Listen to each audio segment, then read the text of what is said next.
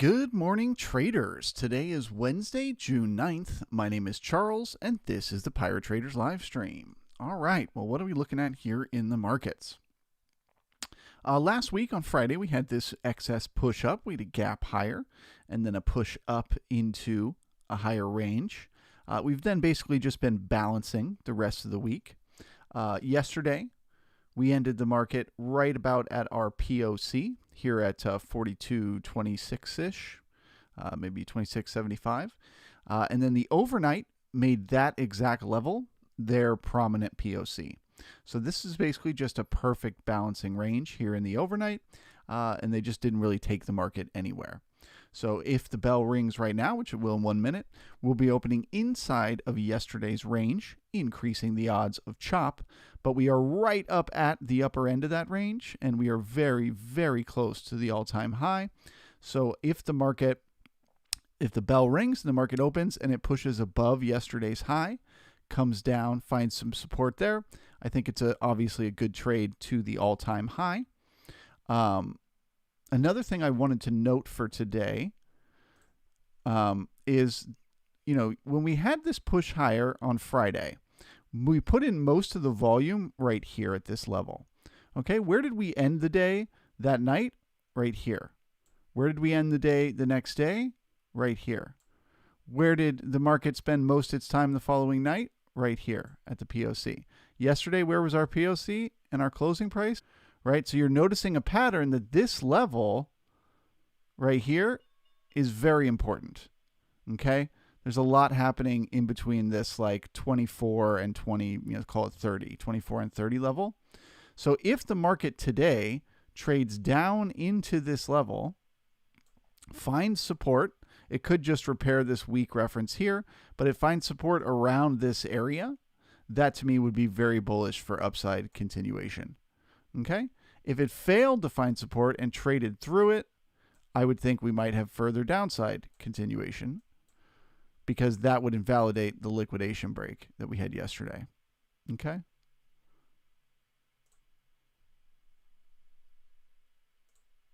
So I'm bullish on the day to either push higher, take out these all-time highs, and then who knows, right? That could be rocket fuel that brings in more buyers for continuation higher. Or we could repair the all-time high and then fail and pull right back in. Either one of those is an option, or further sideways.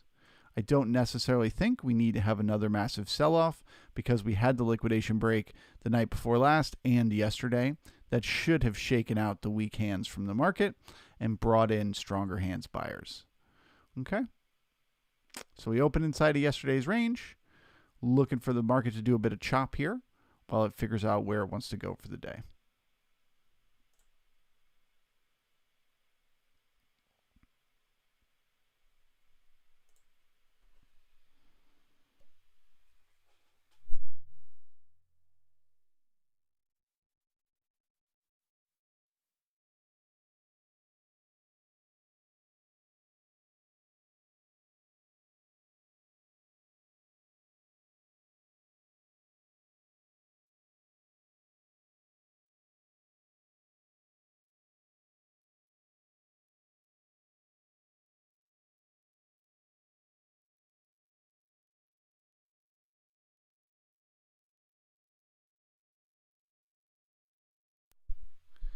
Good morning to RK Leon, to Ricky Bobby, to Philip, to Jose, to Shk230. Welcome. Ampico is here. Good morning to you. Gianfranco. Good morning. Stan is here. He bit the like button. Don't bite it, bro. Just smash that like button. Just give it a little push. Probably not good for your teeth. Ashik is here. Good morning to you. Stanley is back. Good morning, brother. Welcome. Marco is here. Miles back with us. What up? Newsblip is here. Good mint to you as well. Philip is here. Yo.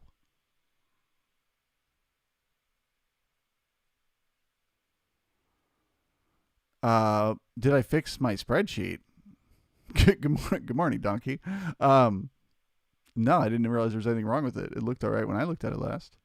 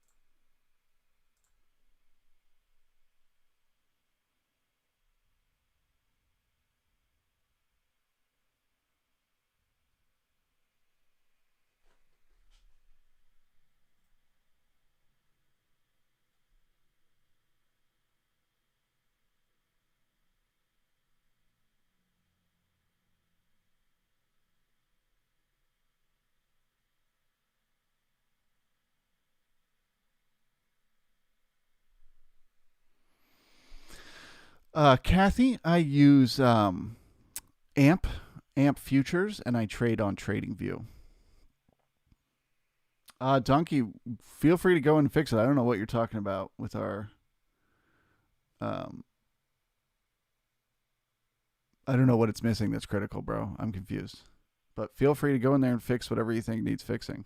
Just don't change anybody else's numbers.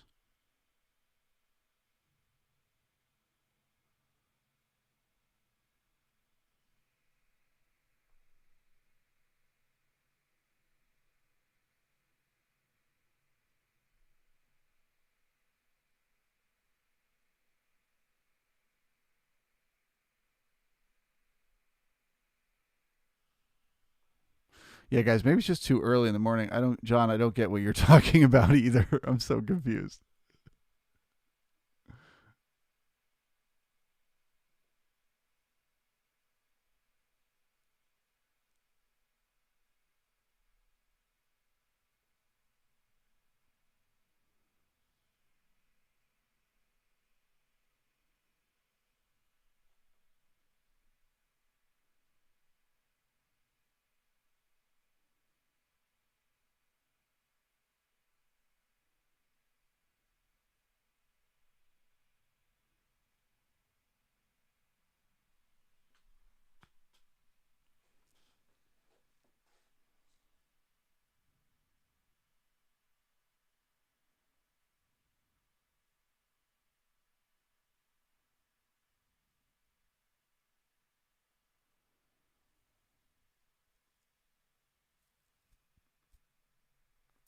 Yeah, Donkey, isn't that what it's supposed to do?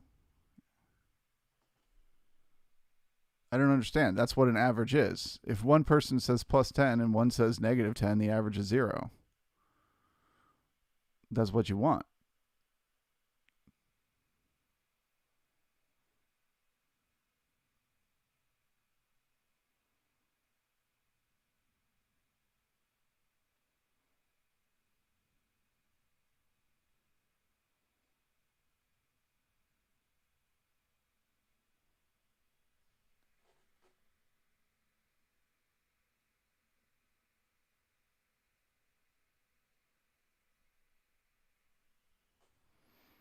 I see what you mean. Yeah, no, I'm not trying to figure out that. I'm trying to figure out like literally aggregating all of our guesses by the number we guess. How far off is that number? Um, Not what is the average per person that we are off.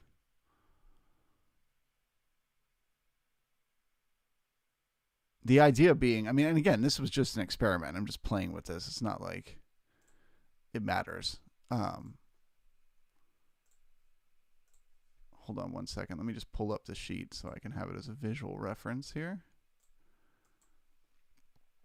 So for those of you that don't know what we're talking about, you're new to the channel, you're not in the brigade, you're like, what are these people talking about with the spreadsheet? We've started this spreadsheet for members of the brigade where at the end of every day when the M period starts, we go in and we pump in our guesses for where the market's going to close that day. And then we're creating these averages based on the group. And the last few days, we've been pretty close. Like we were only off by 1 point on the 7th, and we were only off by 2 points yesterday as a group. And that's basically just taking everybody's guess and averaging that together against whatever the number that was the final number. You know what I mean? Um, but the idea being, if we all, like, let's say hypothetically, we started to notice a pattern that we were often within a few points of it, like over and over and over again. We were only 2 points away this day, only 1 point away this day, only 2 points away this day. If we found that consistently we were very close to the closing price as a group, as an aggregate, maybe that's valuable information, you know.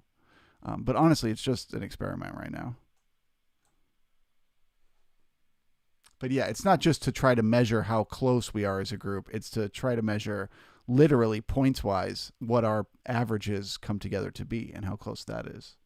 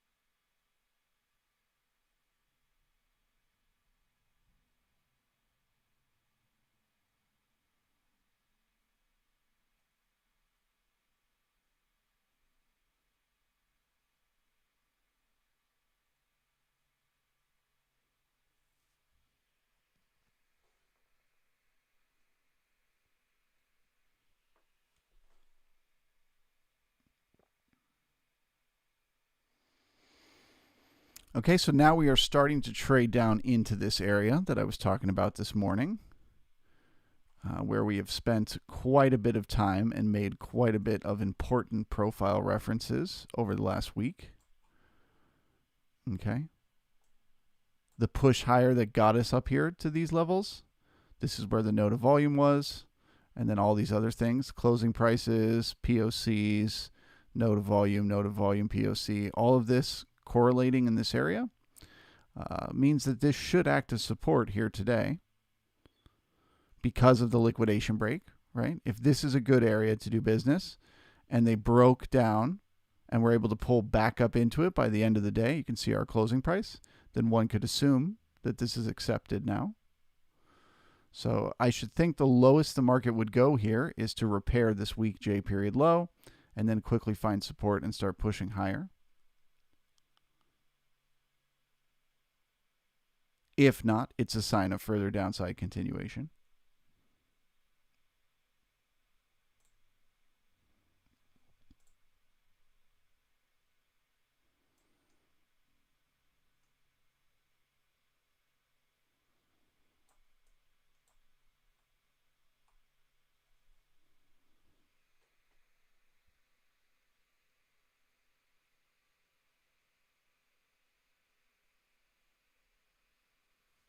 Thank you guys so much for smashing that like button. I really appreciate it.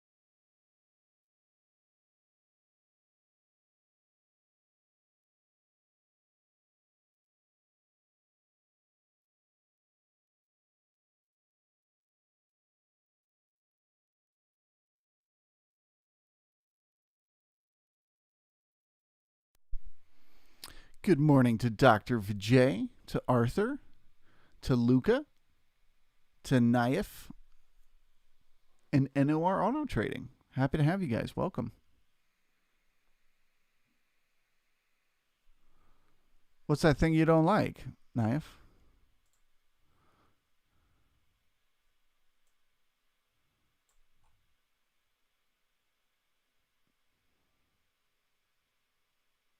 Chop? Early morning chop? Is that what you're talking about?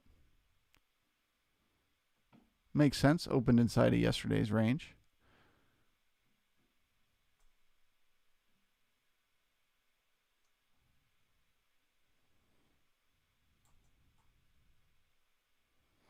So this is an example going back to talking about balancing areas. So clearly the NASDAQ stronger than the ES here. It's way above this area that I've been talking about, and it's been building its volume higher, right? Which is more bullish. But that makes sense because it's now breaking out of this balance area that we were talking about all last week, which was like a super tight range. So it tested the lows one more time, pulled back in, and then when it finally broke out, it's getting that excess to the upside. Balance leads to excess. So it would make sense that it's a little bit more bullish than the ES here.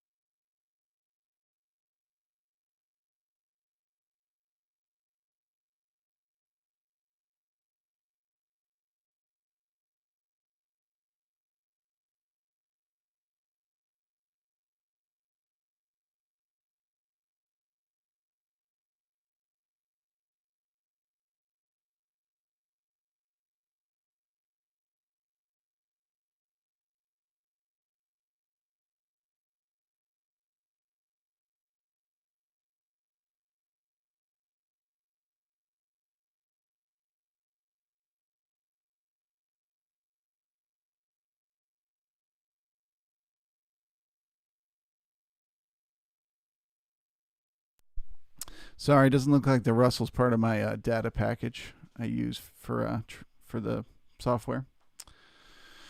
Can't show you that profile.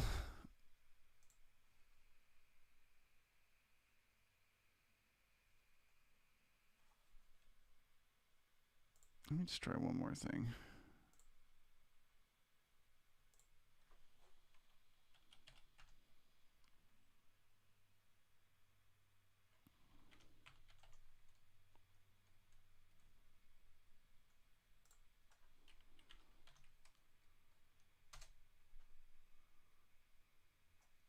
Nope.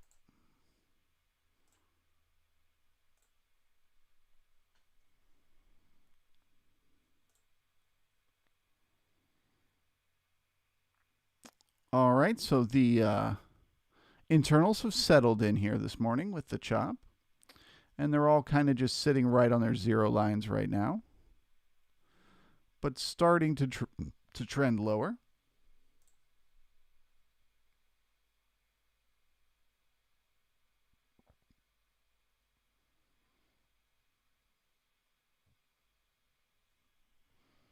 Okay, testing that 20 moving average on the 15-minute candles here on the SPX.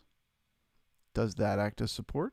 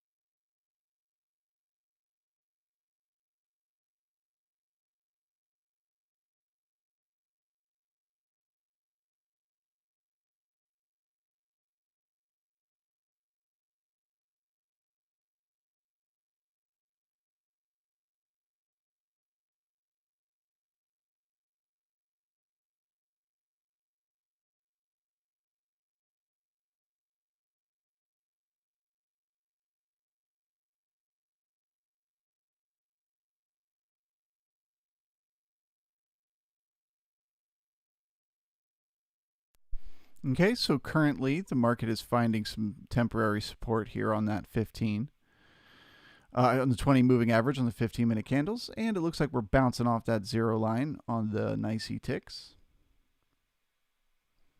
So that could be the potential first signal that we are going to find support in this node of volume left behind from yesterday. But still not good taper on the low. So likely we still need to push down here and do a bit more trade.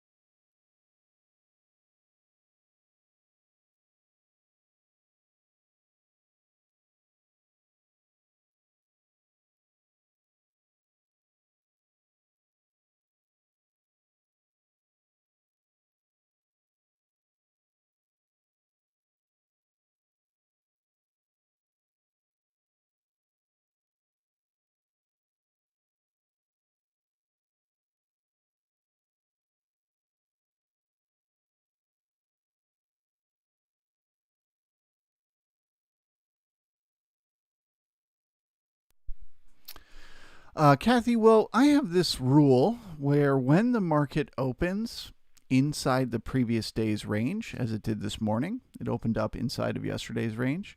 I just let the market chop generally for the first half an hour to hour of the day and kind of just grind around. So I'm not actually looking for an entry on a long right now. I'm instead just watching the market and trying to figure out what it's doing this morning, what it's trying to do, and how good of a job it's doing of achieving what it's trying to do. So as I pointed out, to me, the thing that stood out the most this morning when I opened up the profile was this node of volume from yesterday. And that's because of the fact that it was this previous reference over and over again for the past few sessions, as well as the liquidation break, right? After we had this liquidation break, we shook out the weak hands in the market, brought in stronger hand buyers, and then they closed the market up here in this node of volume. So my thought process with that is that this must be a good area to do business here. So I'm watching as the market sells down into it and just kind of observing its behavior. This is something that I do that I think differentiates, it's what Jim Dalton teaches as a way to differentiate yourself from other traders. Most traders, when the market opens, they're looking for trades. They're sitting there and asking themselves, okay, where do I go long? Where do I go short? Should I be doing this or that? And I don't do it like that. Instead, I spend my time looking at the market, just trying to figure out what is the market doing and how good of a job. So that's the only question I'm asking myself this morning is how good of a job is this node of volume doing acting as support? I've come up with my premise that because of the liquidation break yesterday and the market closing here, that this area should be support. So let's see how good of a job it does. Once I feel confident that this is acting as support today, then I look for the long trade. Okay. And I may even just the moment I feel like, yep, that's support, I may just buy right then and there. Just at market, wherever the market is, just push the button and buy.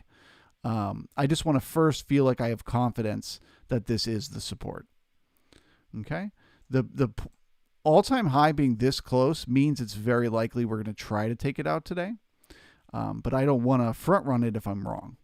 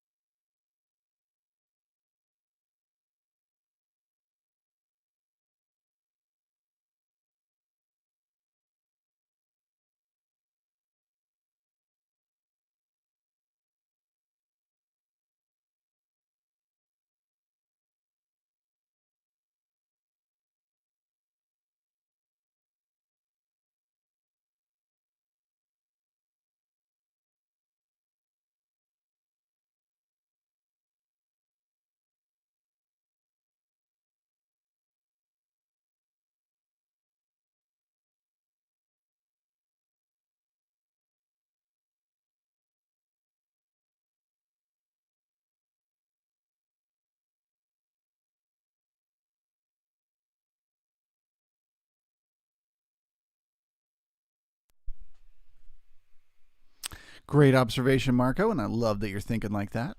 That is the trick. If we can't push above this node of volume we're creating here, it's a sign that that's resistance in there, and we got to dip back down to bring in the buyers, right? Maybe we bring them in down here at 28, this little node of volume, or maybe we need to get down into, where the prominent POC from the overnight was or something like that. Maybe even repair the J period low.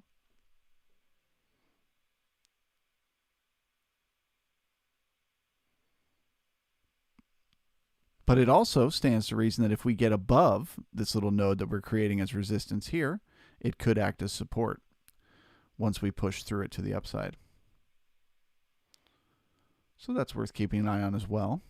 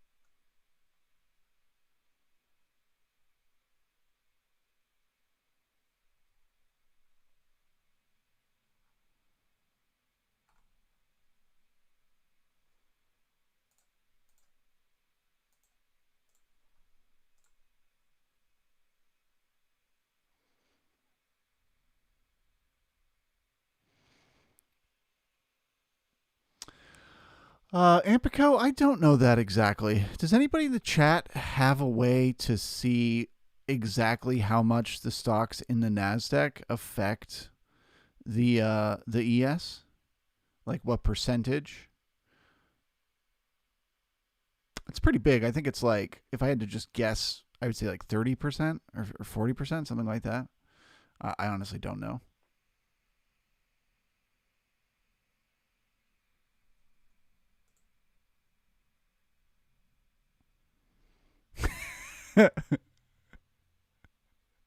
Okay.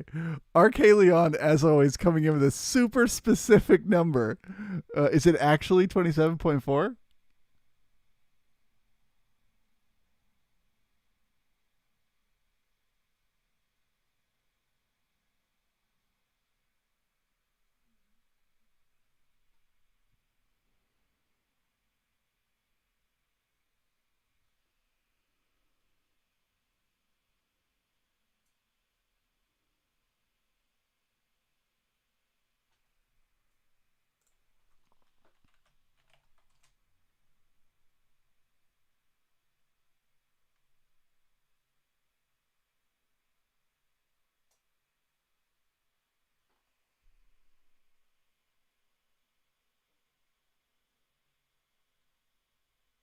All right. Yeah, that's good enough for me.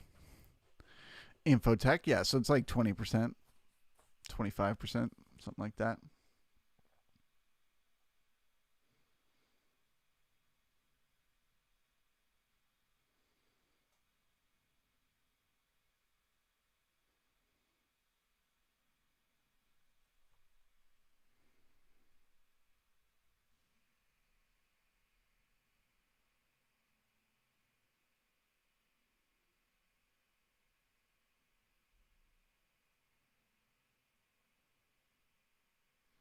Yep, I agree, Dr. Vijay, if you're a scalper, for sure.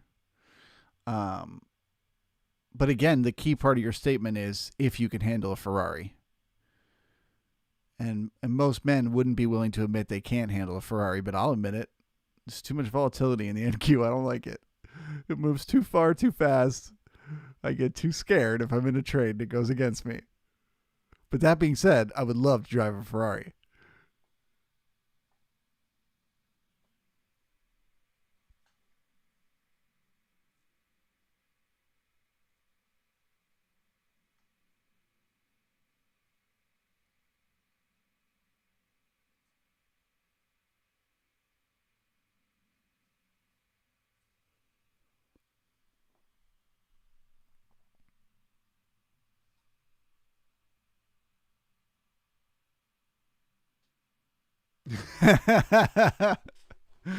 Donkey. Yeah, and then out of nowhere, the deer come out and they have guns. The deer have guns too.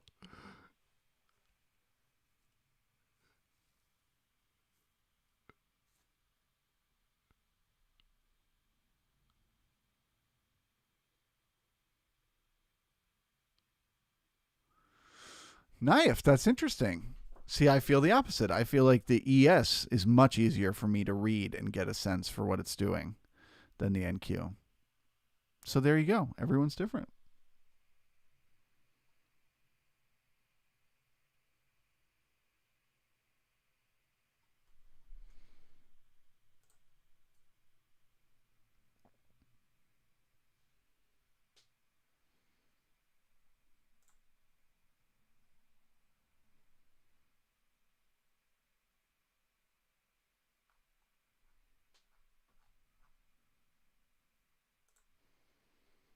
Sectors. Thank you, Salmon River. Yeah, so Infotech 27%, healthcare 13%.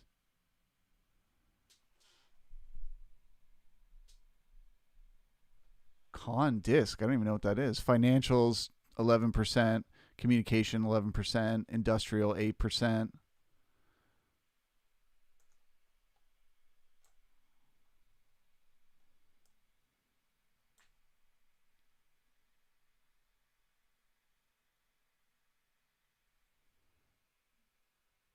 Consumer discretionary. Yeah, that makes sense.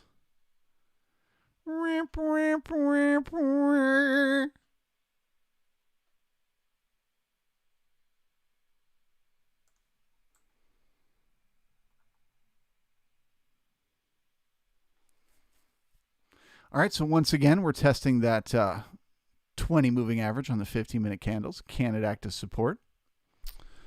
Also trading down into that node of volume I was mentioning from yesterday.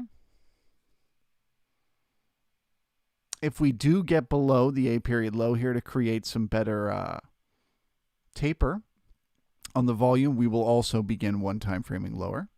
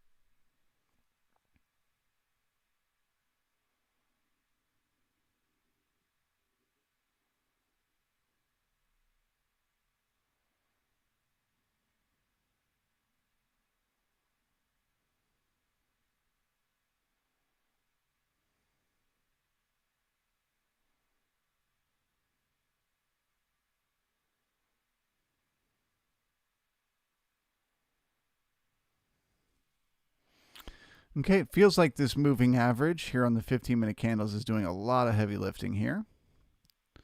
But the ticks are remaining above the zero line.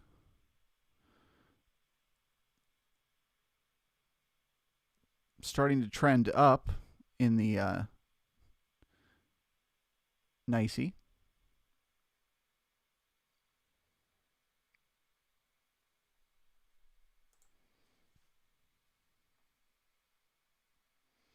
We've got a poor low we just created in the B period. That will need to be repaired. Also a poor high as well today because we're at the exact high of yesterday. Poor high, poor low at the same time. That's a sign of indecision. The market can't make up its mind where it wants to go or what it wants to do.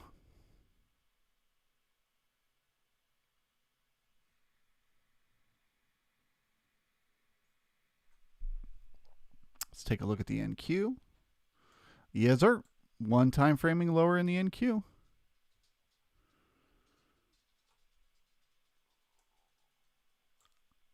Once again, same as with the ES, I'd be looking for support right in this node of volume that we built up yesterday around the POC. Look at that. The POC and the closing price almost identical yesterday. So yeah, I would expect that to be support. It's also the high from 6.7. So you got some confluence here, some convergence, confluence.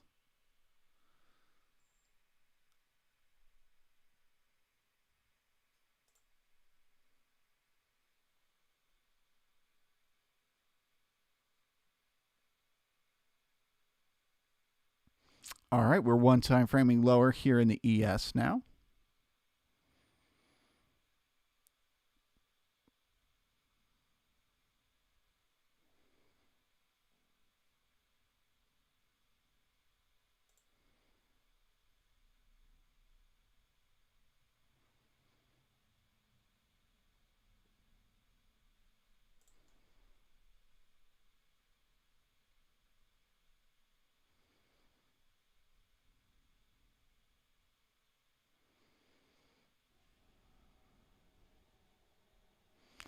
Not great taper here at the low.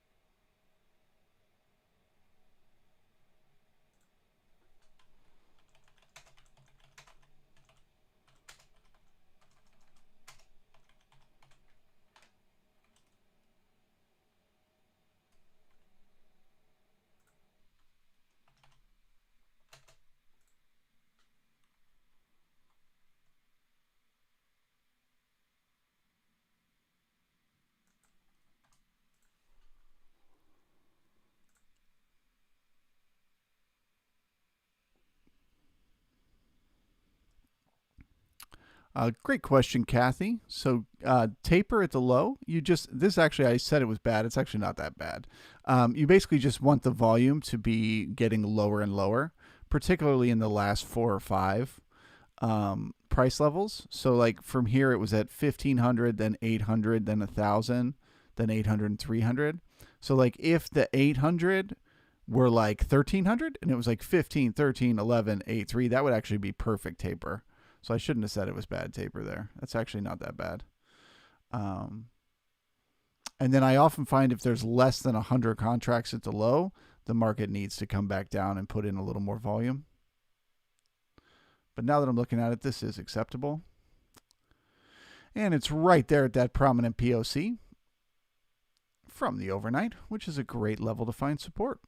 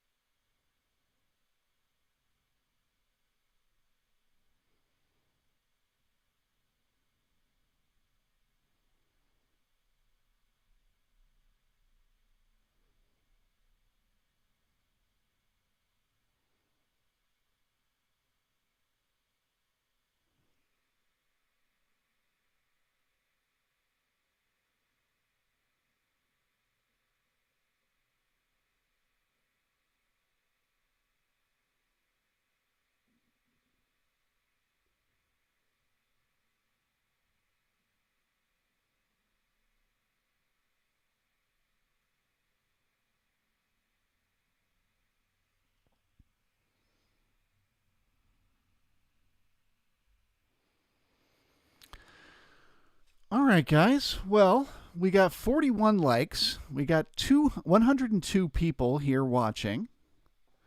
Let's make a deal. Let's put a little challenge to the chat. How about that? If you guys can get me from 42 likes to above 70 in the next 10 minutes before 7:30, you can get me to 70 likes. I'll stay with the live stream here on YouTube for the rest of the day. Bam! How about that? That just happened. Can we do it? Can we get those likes going? Let's see.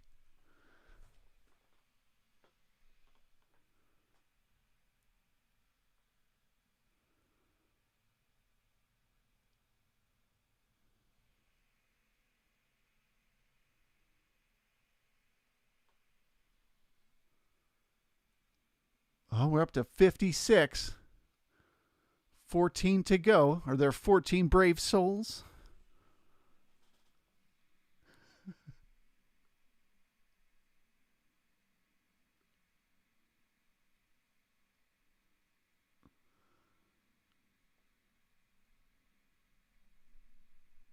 No, like me switchy stream all the time. 62. Are there 8 people? 6 more people. Are there 6 people that like me?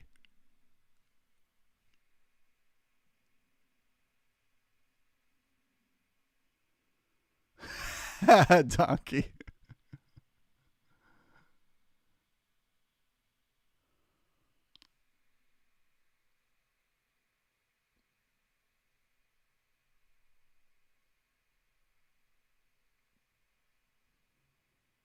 9 minutes. 3 likes to go.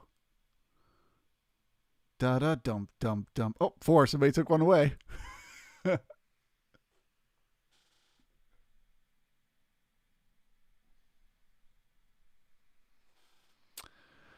um, maybe. I don't think the rollover is going to really affect anything. So when you have the rollover, it's funky in terms of volume and stuff like that for a few days. The market can be a little bit harder to read, but it shouldn't have any effect on the trade.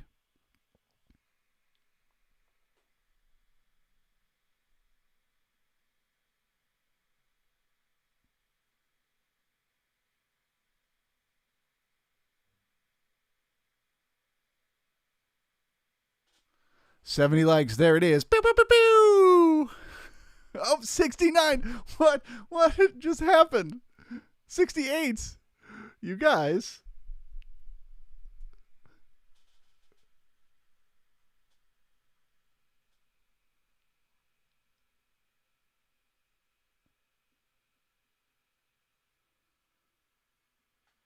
Yeah, Hungdale. The software that I use is called Window Trader. It's window spelled without a W at the end.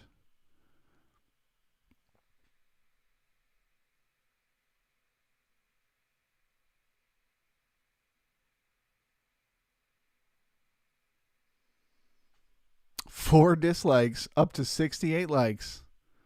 Ooh, the suspense is building.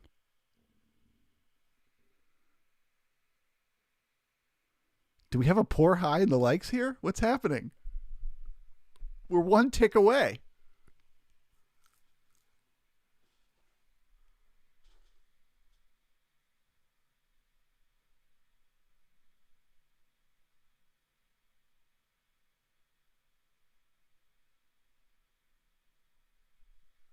Marco, I don't understand. What's the significance of the number 69? Can you explain it?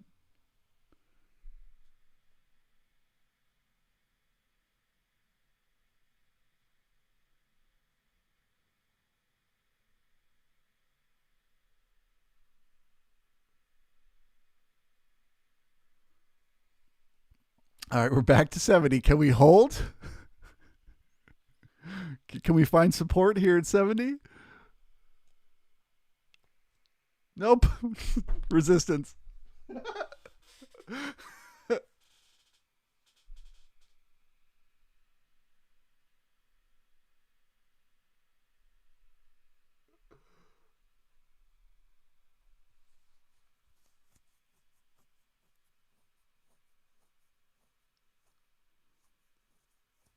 All right, guys, that's the breakout. You got me. I'll stick with you here on the YouTubes for the rest of the day.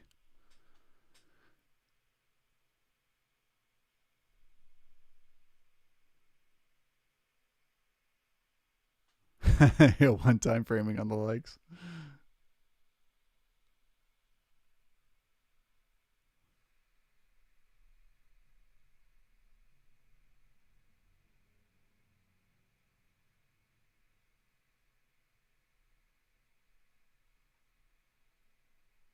Thank you, Leighton. We have our two likes of excess. It's a good high.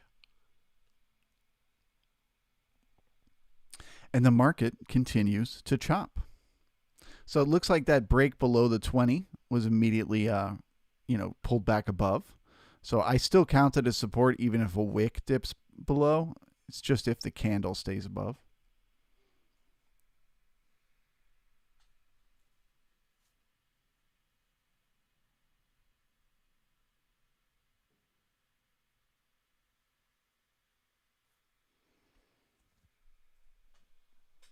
Good call, Donkey. Thank you for the reminder. Yeah, so normally for those of you that are new to the stream here, normally at this time during the day, 7:30 each morning, I switch to a private live stream called the Pirate Traders Brigade. You can head on over to piratetraders.io to find out more.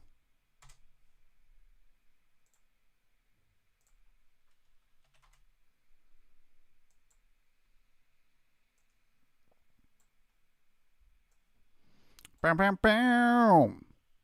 Piratetraders.io. Join today.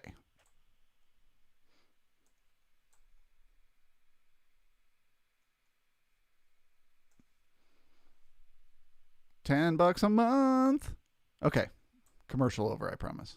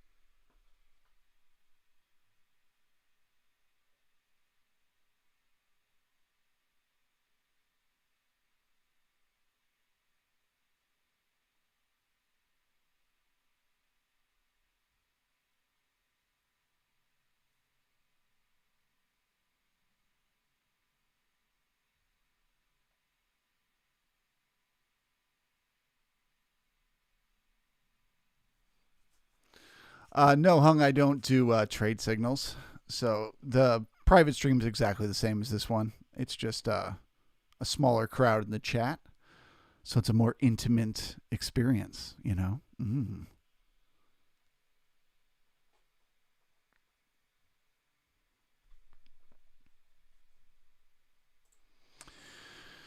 All right, well, I'm starting to feel bullish here.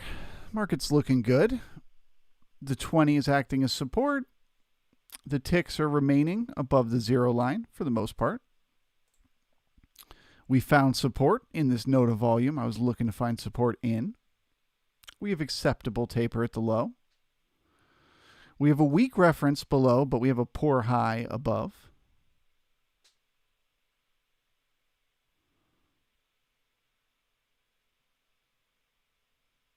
So once again, that level I mentioned earlier, the 42, call it like 32-ish level right here, 31.75. That's been acting as resistance here.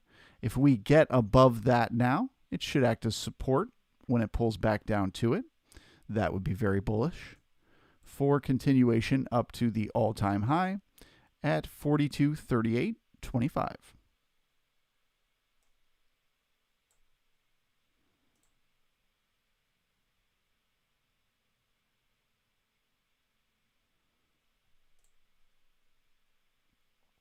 I'm going to remain neutral, though, until that happens, until we get above this node and then find support there.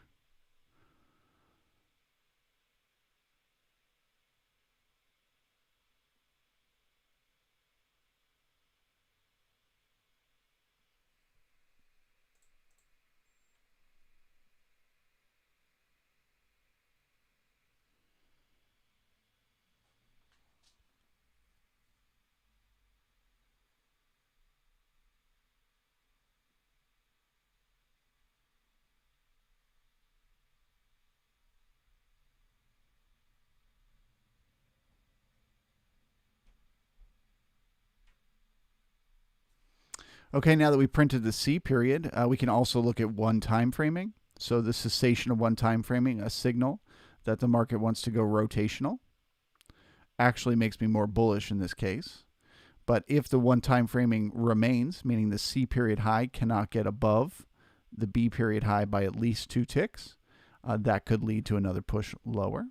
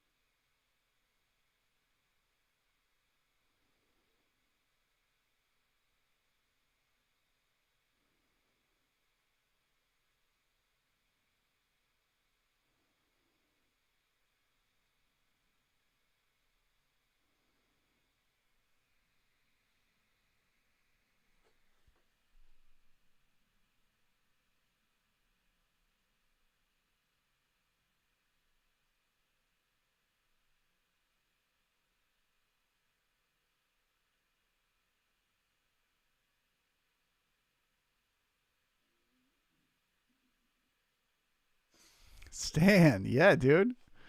And you're a big part of why I got more now. Because you showed up every day and told people to smash that like button. You were a good soldier. I appreciate you.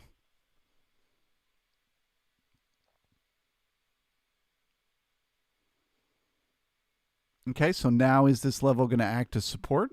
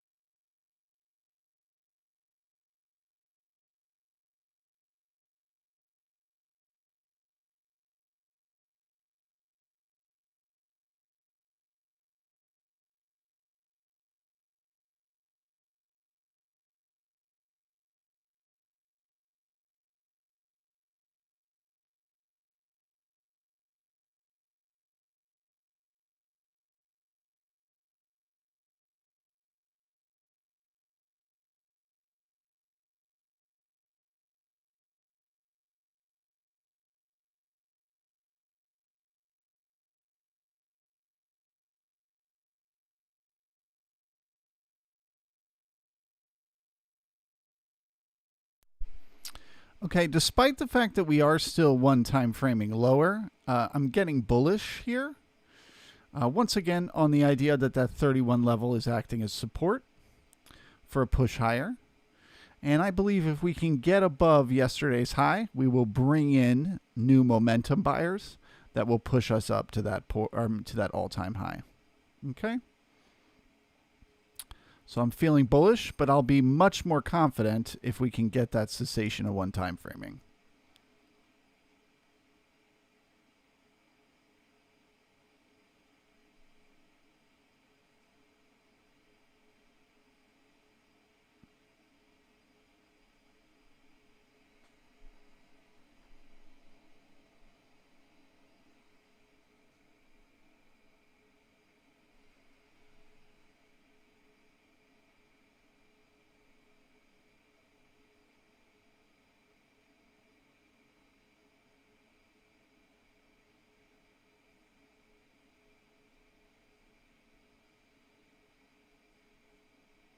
There it is. That is the cessation of one-time framing, increasing the odds that the market will go rotational.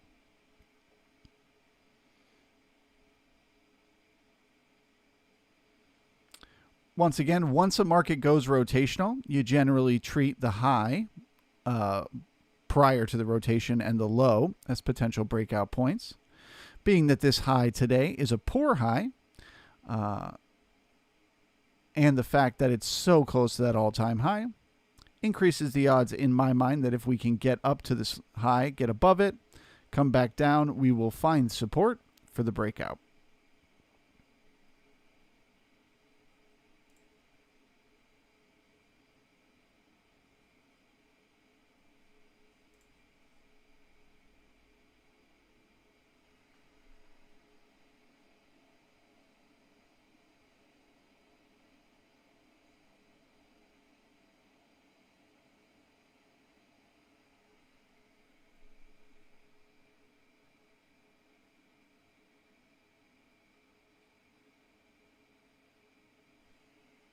Well, technically, Marco, it depends how many time periods you need to see for it to signal one time framing to you. But technically, the argument could be made that we are one time framing higher now from that B period low. I don't look at it like that, but I'm just saying.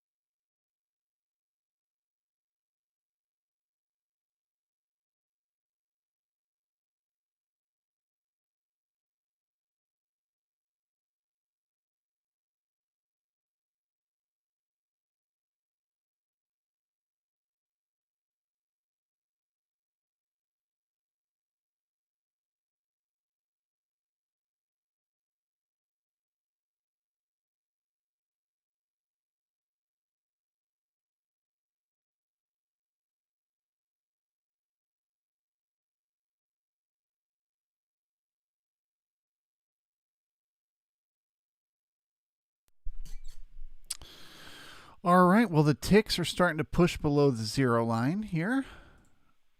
And we're getting back below this little node of volume at 31 that I assumed would act as support.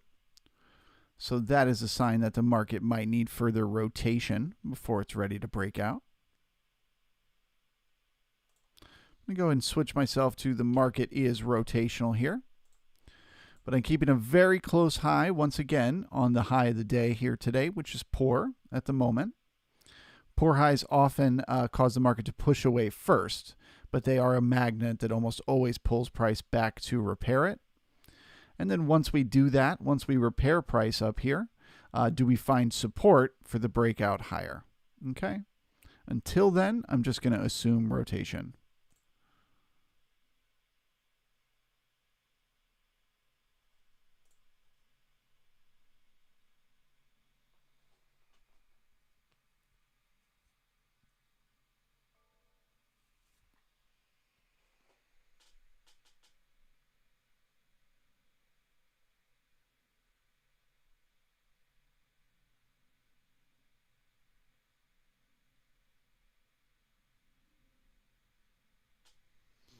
Yeah, Donkey, the green box, this one up here, that's the closing price. Or in this profile, it's the current price.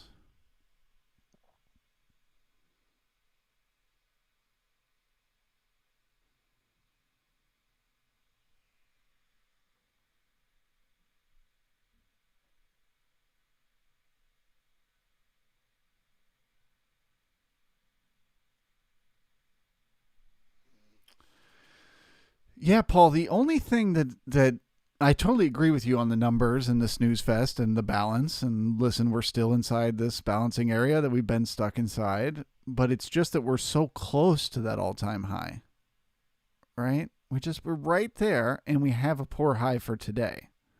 So we've got a magnet to pull us up to here, and if we get that close, I don't know.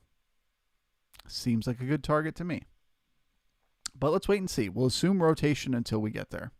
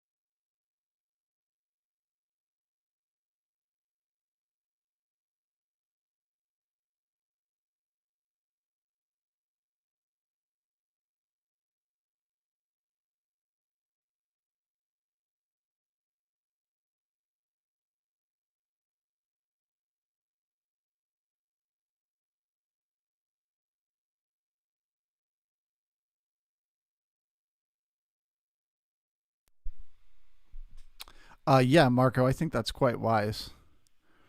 That's something we've talked about on this channel before. That a lot of times the bigger players, um, the more long term traders and the more like long term swing traders, so the traders who trade for like a couple of months at a time as opposed to a few days or a few weeks, um, they often exit their positions before getting to an all time high, and then they re enter afterward. The idea being, if the market, let's say, hold on one second.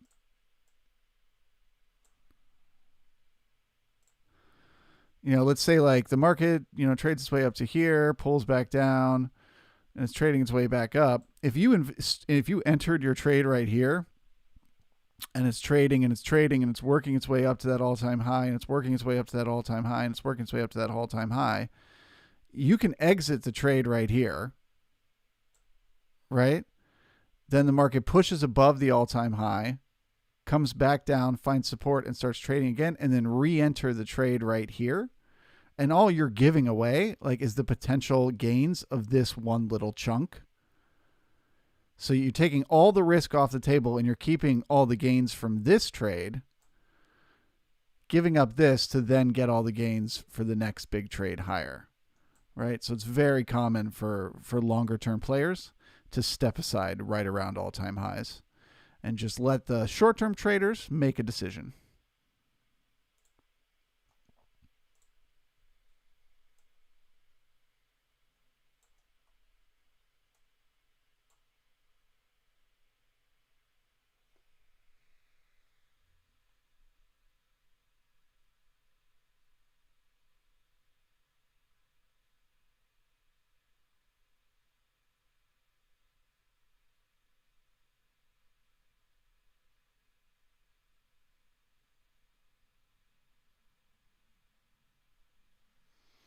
Yeah, Captain, that's exactly what you should do.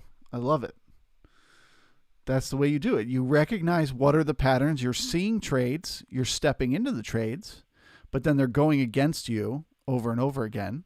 Those need to be faster trades with a different strategy. So maybe you're scalping, or maybe you're entering the trade, and then as soon as it gets, a few ticks in your direction, you move your stop up, something like that. You create a strategy around it.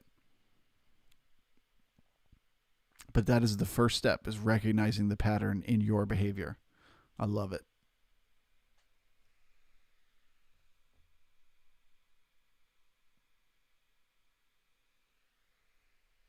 Cine Matt with those beautiful mountains I just drew. All right, guys, we're just going to put some trees over here, some cute little red trees.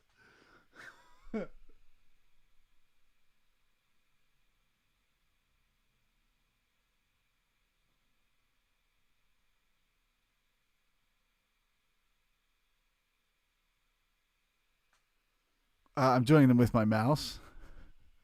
Guys, are we really going to judge my drawing skills right now? Who cares?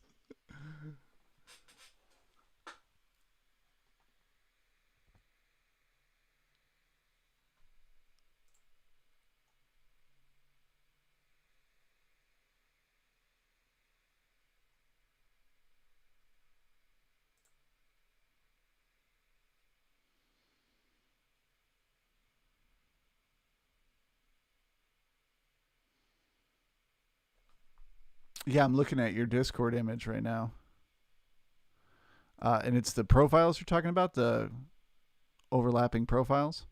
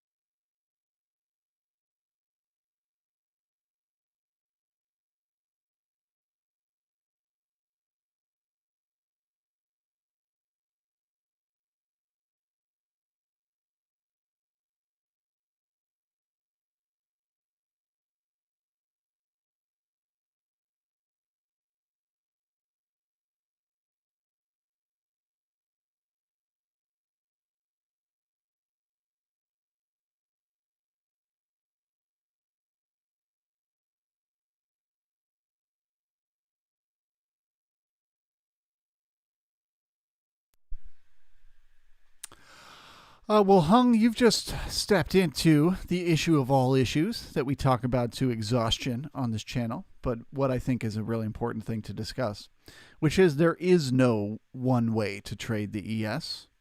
Um, each individual participant should trade it in whatever way best suits their own personal skill set and psychology, right? So for some people, scalping or looking at like 1 minute to 5 minute charts, that's actually a better way for them to trade the market. Um, maybe they just have a really quick attention span. They need constant new input, all day, every day. Just gimme, gimme, gimme, more, more, more. Bet, bet, bet, in, out, in, out. For some people, they function better in that sort of environment. And then there are some people like me who I'm much better off if I'm just calmly relaxing, watching the market, not feeling any pressure to get into a trade. And then when one presents itself, I jump into it. Sometimes I sit in a trade for 2 minutes. Sometimes I sit in a trade for 2 hours. It just depends what feels right in the moment to me. For me, that's a better way to trade the ES. But then for that person who prefers scalping, that might be a nightmare. That might be too hard to do and they spend too much time freaking out.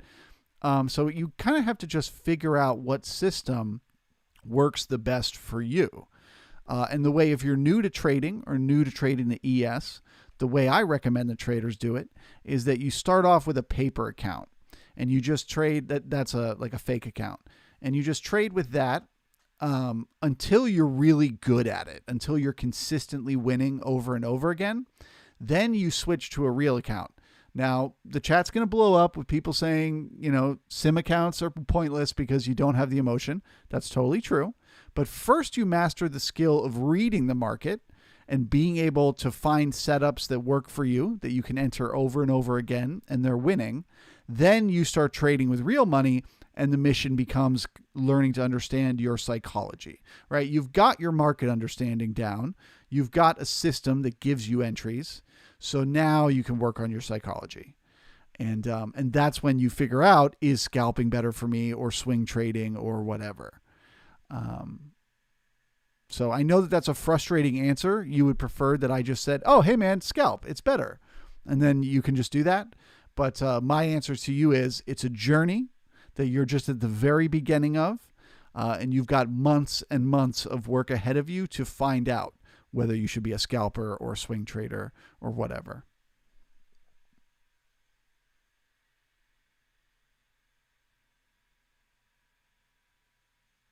Market remains rotational.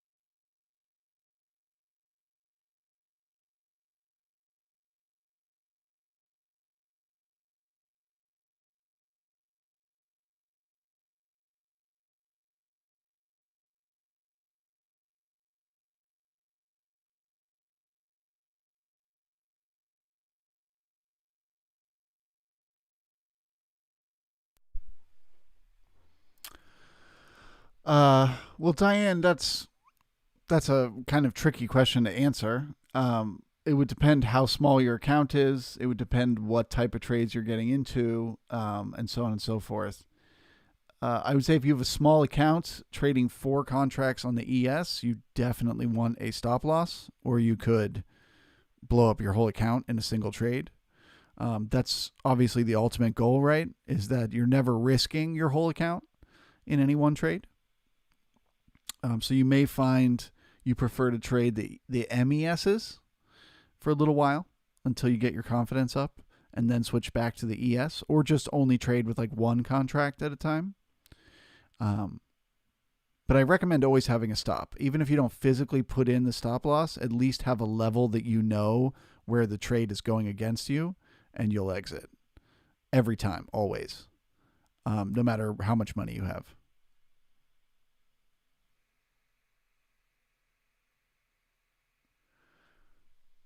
Nirmal is trading the SPX based on the ES charts a good idea? It's not necessarily a good or a bad idea. I mean, you can see here I'm using the SPX chart to trade the ES, right? I'm doing the reverse of you, but I'm using it just for that moving average, right? So if you find you have some sort of edge looking at the ES over looking at the SPX, then sure, take that as your way of trading it. They don't line up dollar for dollar in terms of the actual number.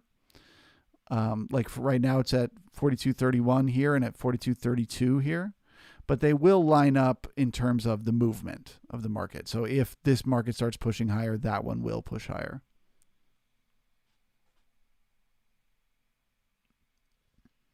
And it's also worth experimenting, right? Try looking at just the SPX for a day, then try looking at the ES and the SPX, then try just looking at the ES, then try looking at SPY. Experiment and see, what does your brain connect to? What does it uh, find the most value in?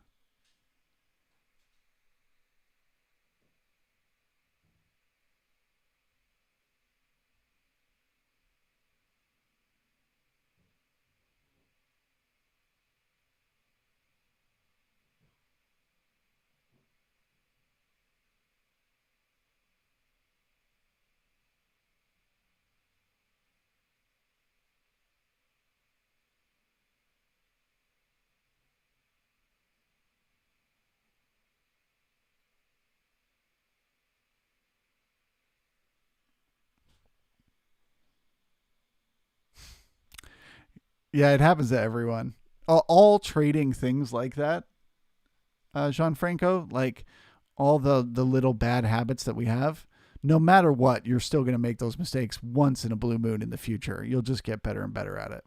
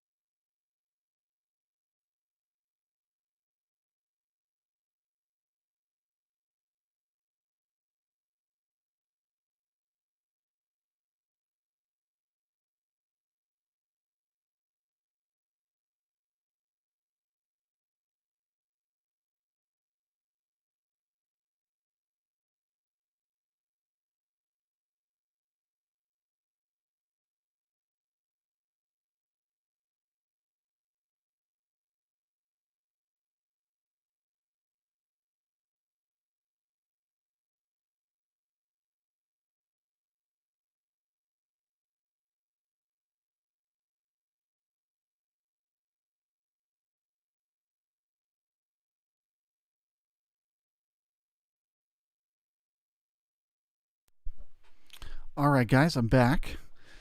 Um, yeah, let me go back and churn through some of these questions that popped up in the chat. I forgot how busy the regular stream is compared to the private stream, where things get pretty quiet by this time of day. Um,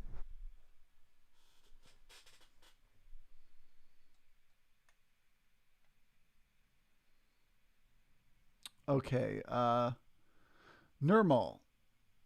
Thanks. What's the difference between the ES futures contract versus the SPX? The one advantage I can think of is that the ES trades for 24 hours.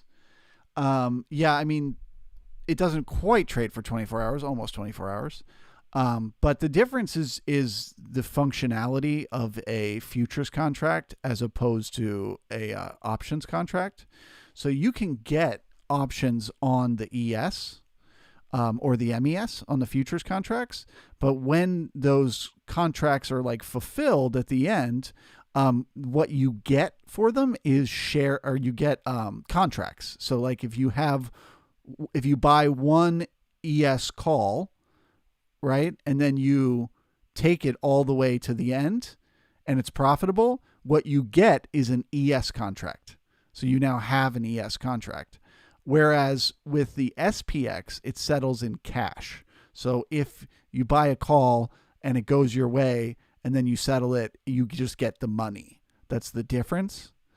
So that's the difference between trading options on the SPX and the ES, is that the options on the ES, you're settling for actual contracts, whereas options on the SPX, you're settling for cash. Otherwise, it's pretty much the same thing. And then, like you mentioned, the SPX only trades during the trading hours and the ES trades, most of the time. But outside of that, it's basically the same. But then if you're going to buy or sell futures contracts, that's very different than buying or selling options, right? Because options have a bunch of other like time decay and stuff involved in, evaluating the value of them. Whereas an ES contract is like an underlying share. It's like buying an ETF. If it goes up, you get money. If it goes down, you lose money. Like very plain and simple.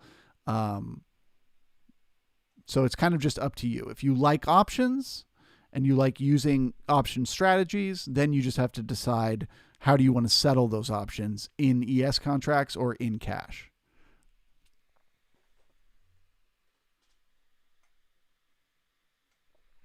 Can I check if the NQ is still one time framing lower?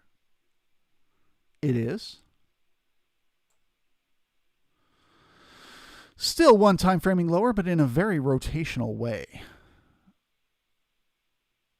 So once again, still looking for support if the market gets down to this node from yesterday where the POC was at 13,814.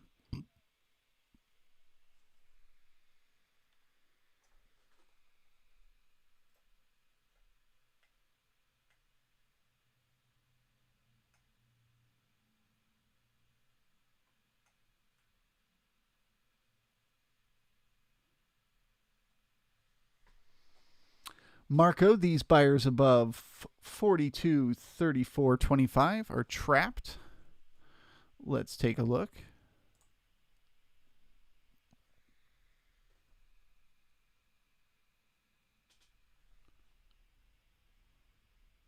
So 34, yeah, the buyers from this morning. Correct, they are trapped. That's what happens when you buy or when you sell a poor high.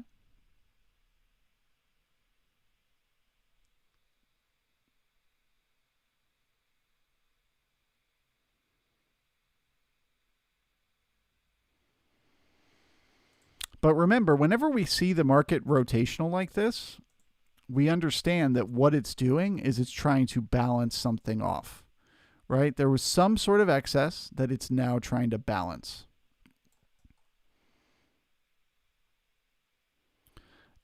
Balance leads to more excess, right? So the idea was we pulled up to these levels yesterday, did some balancing up here. Now the market is trying to get higher, and it can't really get any higher, but it is balancing slightly higher than yesterday. So it's just basically trying to absorb this move higher. to gear itself up for the next one.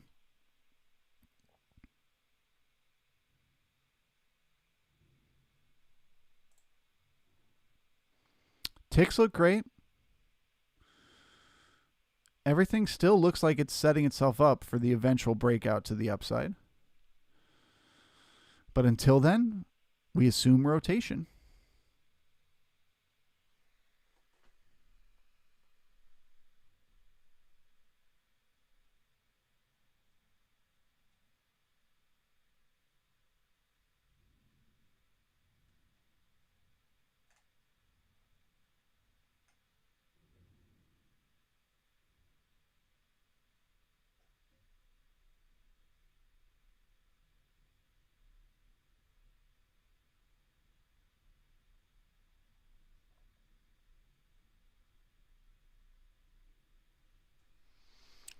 Bitcoin. Jesus, yeah, it's up at 36. Look at that.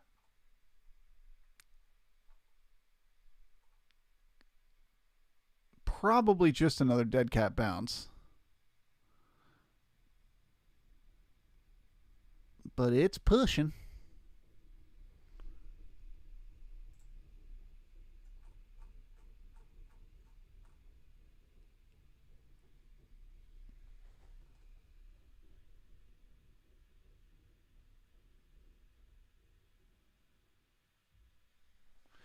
Trading Donkey, what is a poor high?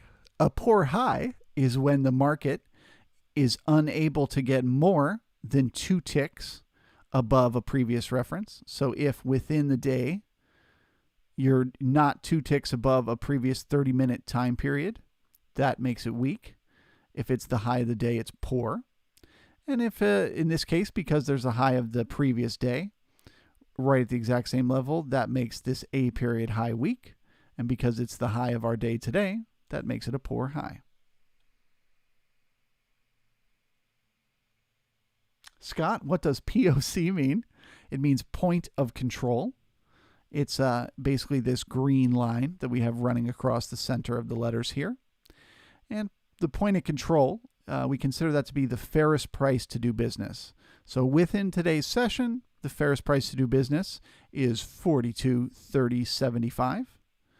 Okay. It's measured based on where the market spent the most time. And the idea is, if you're going to buy below the fairest price, you have higher odds that the market will trade back to it, and vice versa above. If you sell above the fairest price, you have higher odds the market will return back to it.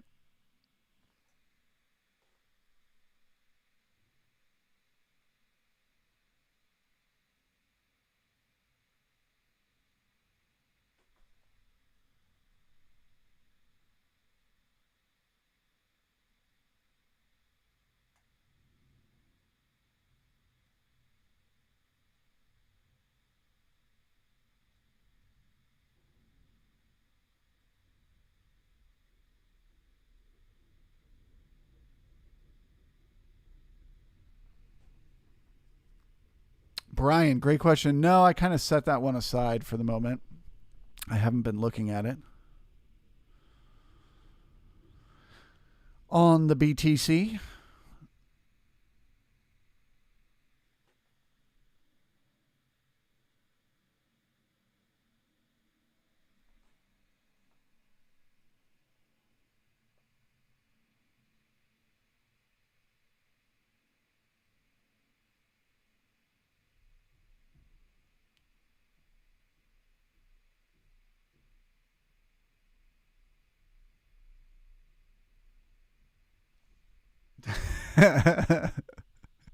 yeah, we're having a little merging here of the normal YouTube Charles with the private stream. Everything goes Charles.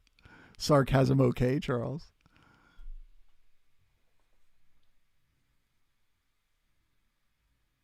Okay, once again, we found support on that 20 moving average on the 15-minute candles here on the SPX.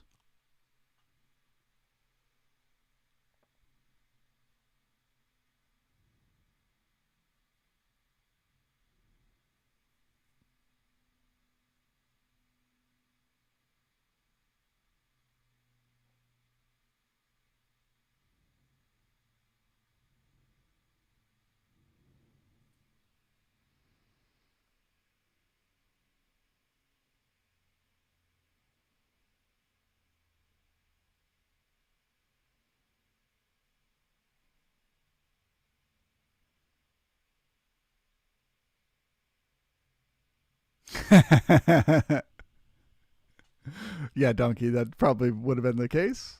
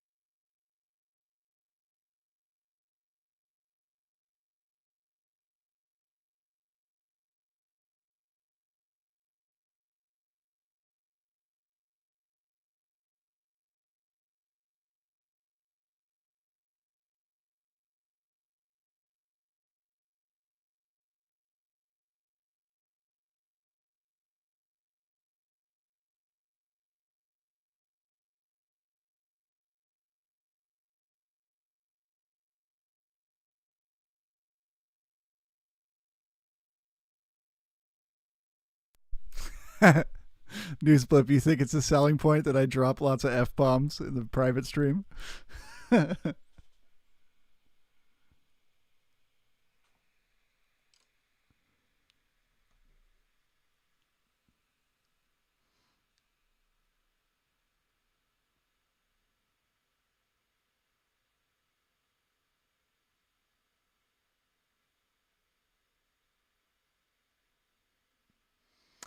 Marco, yeah, I did take one trade earlier today. I got long the market right about where the POC is here for the potential breakout I thought was going to happen. Um, but then when it pulled back down below my trade, and when it went back up again, I just moved my stop a couple ticks above break even, and then it took me out on the next one. So basically, just flat on the day. I probably should have taken this D period short right here, but I didn't do it just because I was afraid it could break out, you know. So now I'm just looking for the market to get below value so I can find some support and buy it.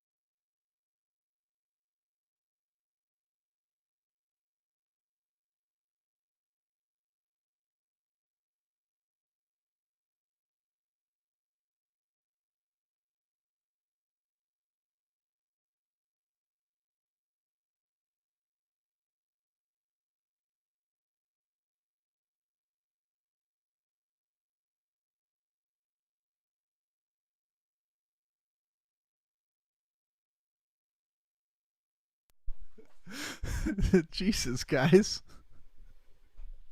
What are you trying to do to me? Uh, yes, follow my trades. You will be profitable. I give investment advice. No.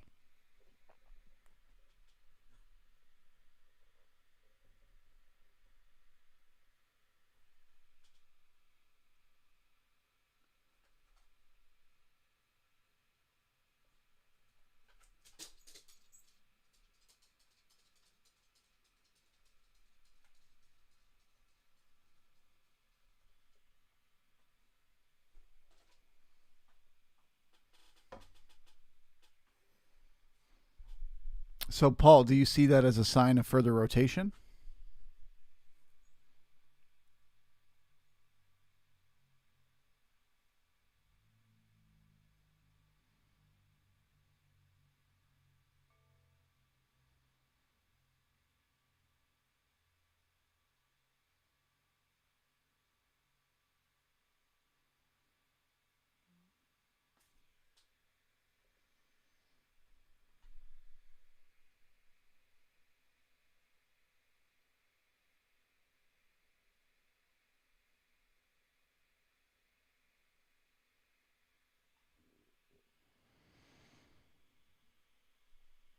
All right. Well, that's disappointing news, but I'll take it.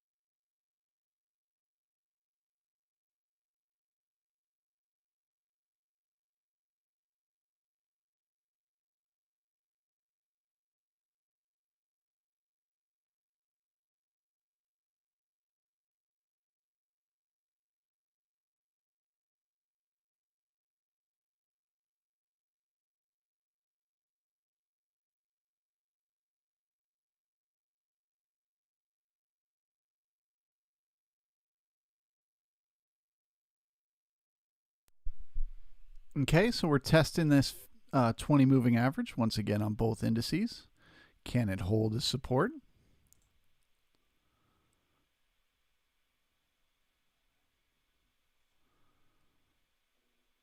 Tick starting to get a little more bearish over here on the NASDAQ.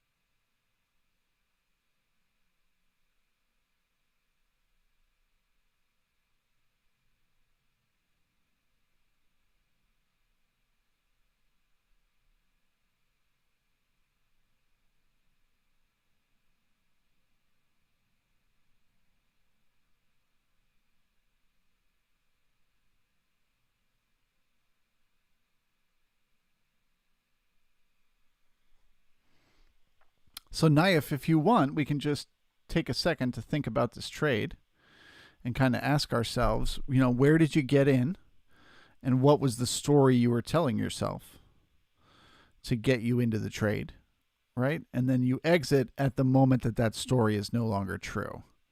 So was the story, you got a poor low you just created here in the NASDAQ. Yeah, so you exit whenever that story isn't true. So if, for example, you were at the POC and you felt like you could go long because the market had been creating higher lows, well, then you put your stop 2 ticks below the low, you know what I mean? And you exit at that moment where the trade that the higher lows will continue is proven wrong. Stuff like that. But yeah, there's nothing wrong with exiting that trade. I wouldn't be afraid to re-enter, though, if the market finds support, particularly in this node of volume that we're entering right now. This could act as support. Yes, the market is one time framing lower, and that is bearish. But value is higher.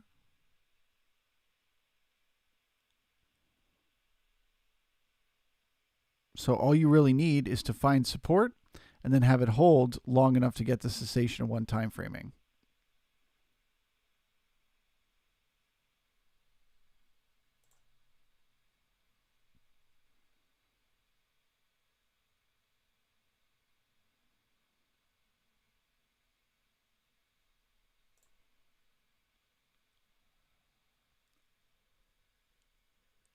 All right, that 20 moving average broke on both indices.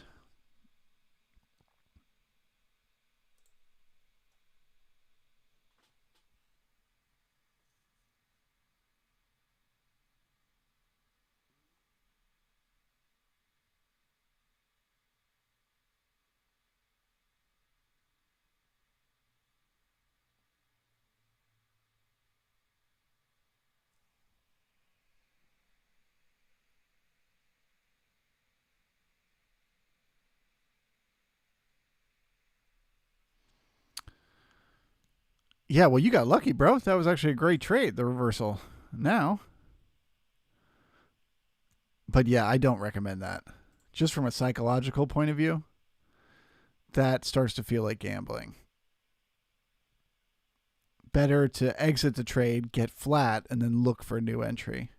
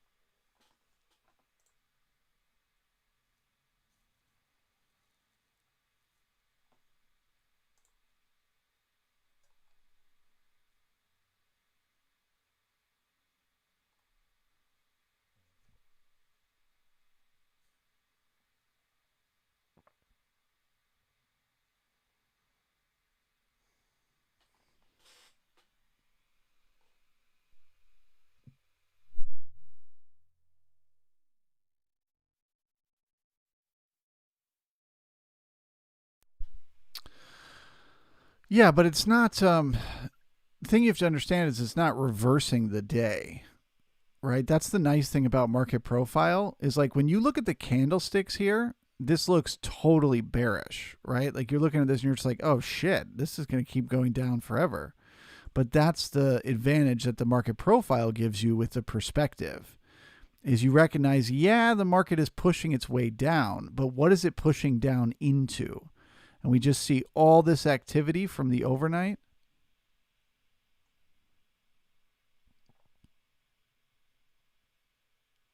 Oh, where's my little drawing tool? Yeah, so you got all this activity from the overnight here, or from yesterday here, and the overnight here.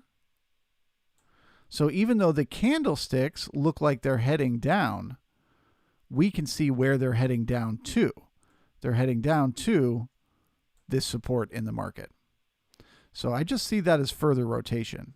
I know this day is still trending down, not rotational yet, but I think this is the support that it will need to go rotational. So let's wait and see. Could be wrong. Wrong all the time.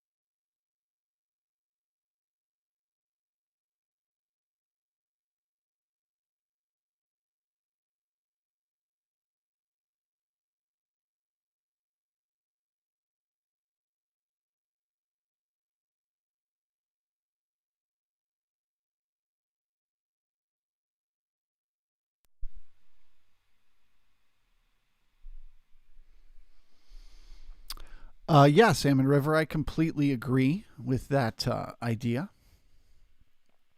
It's one of those things. It's the fundamental principle behind like FOMO, and the problem with FOMO is that sometimes in a moment you feel like the market is going to go against you. It's a matter of not just jumping into that trade. And one trick for that is keeping in mind that the market will always present you with more opportunities. You know what I mean? If you see that the NQ is selling off and you think to yourself, oh man, this is so bearish, it's going to collapse. You don't have to jump into a short right that second. You can let it collapse and then jump into the long for the rotation back.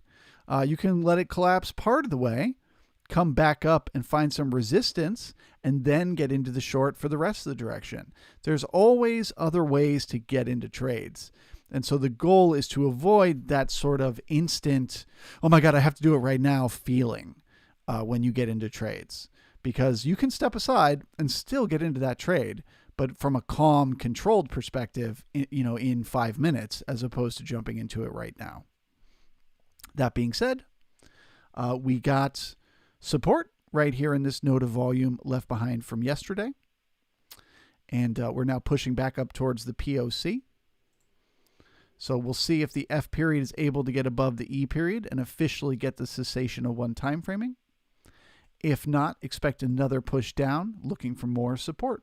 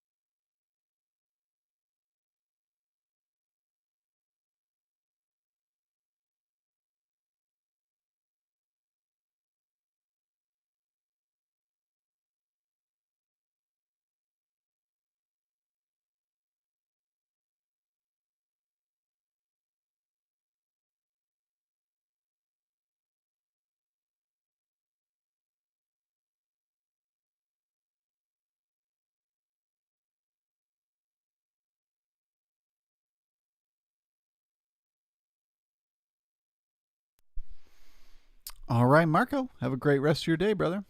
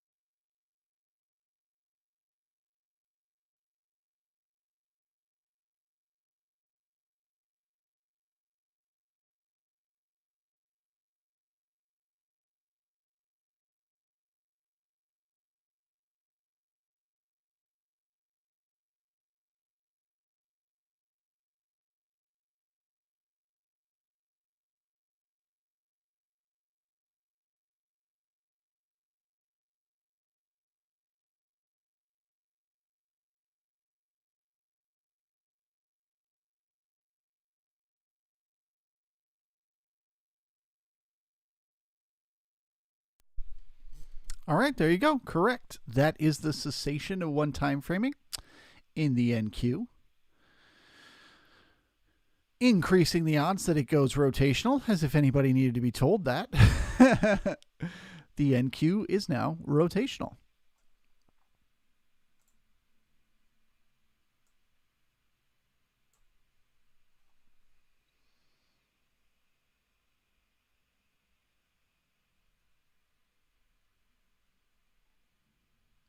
Unfortunately, if you're new to the channel, on days like today where the market goes rotational early in the day, it can get kind of boring here on the stream because there's not much for me to talk about, right? All I'm watching now is when the market gets below value, I'm looking for it to find support so that I can take long trades to the POC right here at 42.31. And then if it gets above value, I'll be looking for resistance to go short for pushback to that POC. And then in the case that it doesn't find resistance in those two areas, if it doesn't find resistance up here or support down here, and it breaks above the A period high or below this E period low, I will be watching for a breakout to the downside or the upside, and then monitoring for continuation in that direction. But until that happens, I'm really just expecting more rotation, more up and down, and kind of going nowhere. So not much to talk about. Let me know if you have any questions.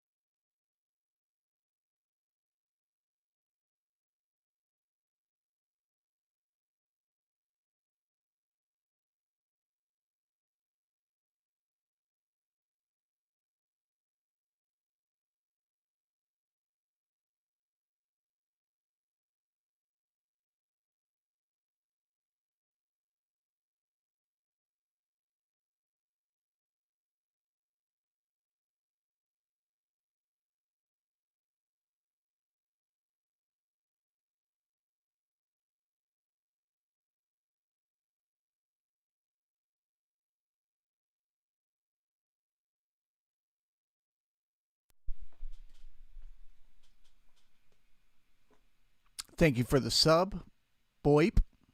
Good to have you.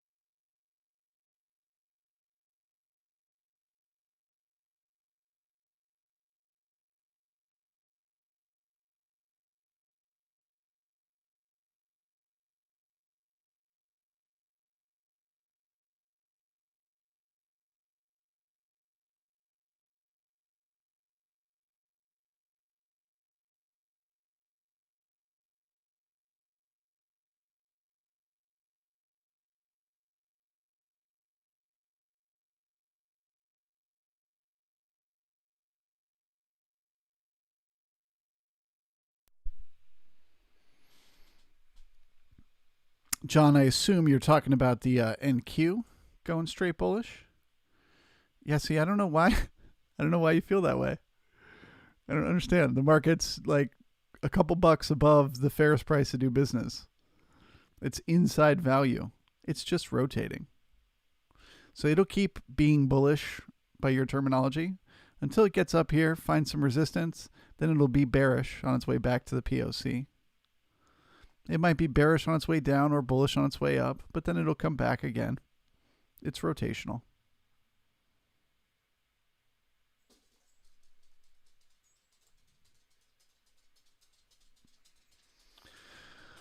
Daniel, yeah, I love that. I mean, that's in essence what trend trading is all about.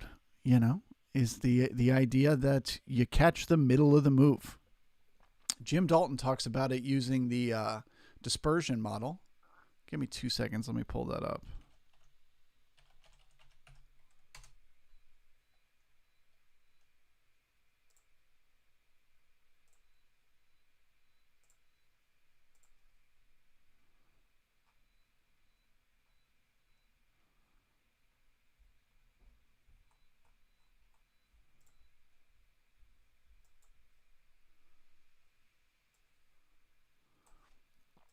So the dispersion model, if you're not familiar, Malcolm Gladwell writes about it. He's referring to like sales when you sell a new product. So say a company comes out with a, like Apple comes out with a new iPhone or whatever. Somebody comes out with a new product. There's a sort of way the market absorbs that product and purchases it. There's innovators who are the first ones. Those are the people that they got to get the phone before it's even out to the public.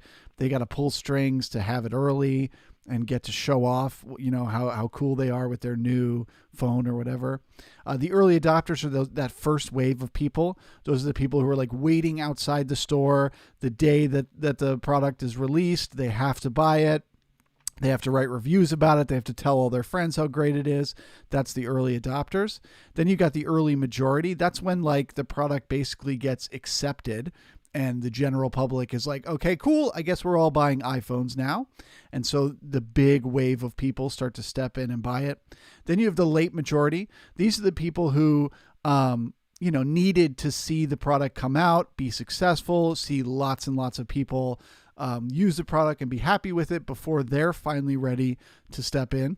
And then at the very end, you have the laggards, who these are the people that are still using Windows 98, right? These are the people who there's going to have to be 10 new iPhones that come out before they buy the next version of what they have.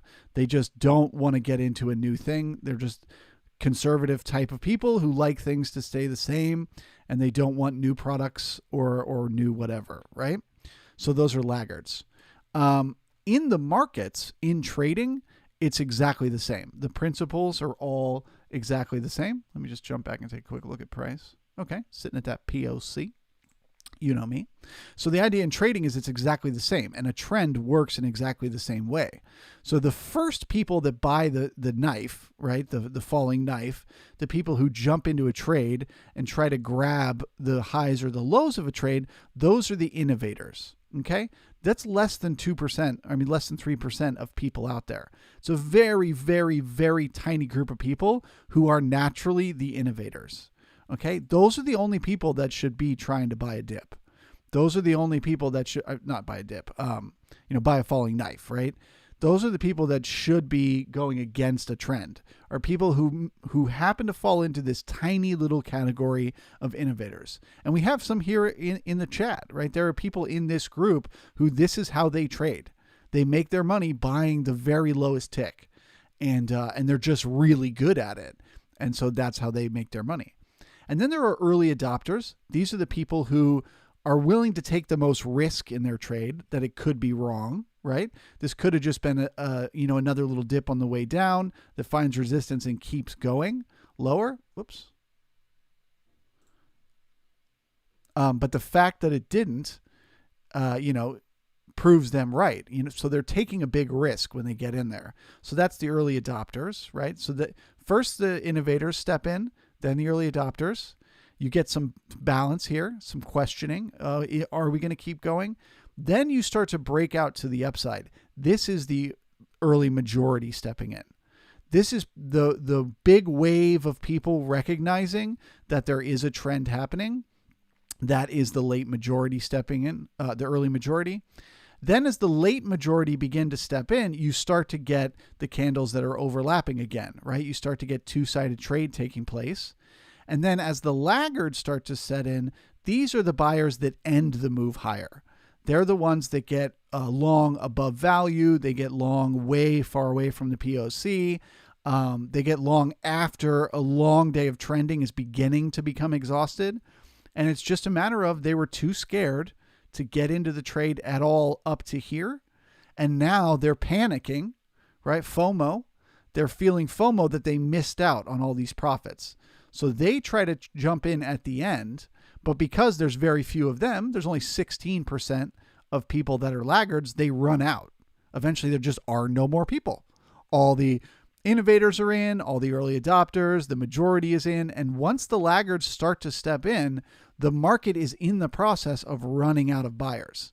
You can see on the bell shape here, it's just slowly but surely running out of people at that level. So eventually that happens. Here in this chart, it would have been this wick right here. This was the final wick where the market tried and it just totally ran out of buyers. And then, boom, it starts to trend in the other direction. Okay? The people that are selling up here, selling to these laggards, buying all the way up here, they are the innovators looking for the short to the opposite end. So the way that Jim Dalton talks about this is you should always try to be an early adopter or early majority and selling to the late majority and the laggards, right? You want to get in here and get out here. And so this middle of the move is what you catch. Okay?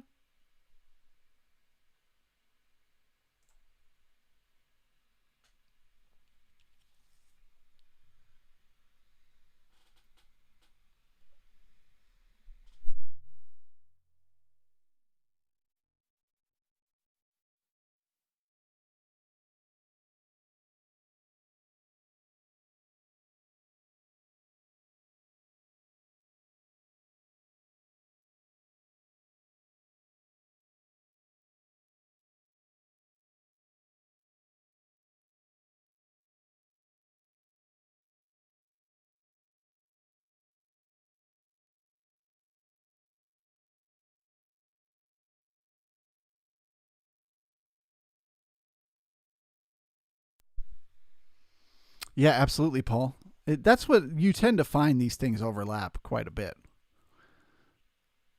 It's just somebody came up with the dispersion model, somebody came up with Elliott wave, but they were both looking at the same things. Right? Same thing with the POC and the VWAP, right?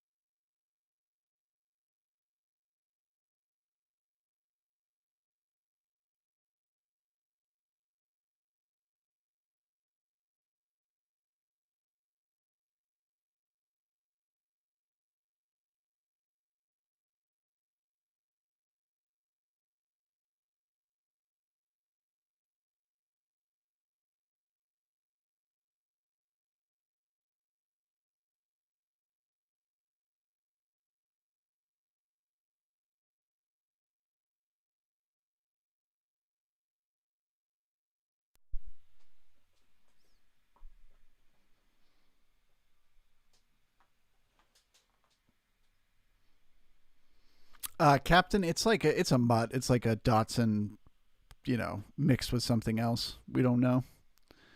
He was a rescue.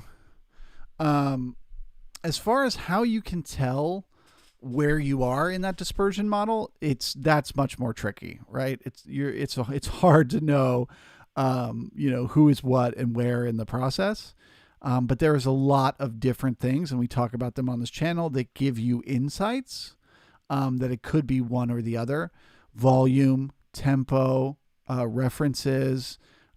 So, for example, if you have a day that's trending higher all day long and it's creating no weak or poor references, it's just working its way higher, and then all of a sudden, in the second half of the day, it starts making weak references right and left, above and below, all over the place. Like, that's a sign that now those are the laggards stepping in, right? So it's kind of hard to know. There's a lot of different things you have to look at: tempo, volume, where the market is based on previous references, so many different things. But it's just a way of thinking about what's going on in the market, asking yourself the question: who's buying in this moment right now? Are they early adopters? Are they in a majority, or are they laggard? You know what I mean? And trying to figure out where the market is in that process can be very valuable.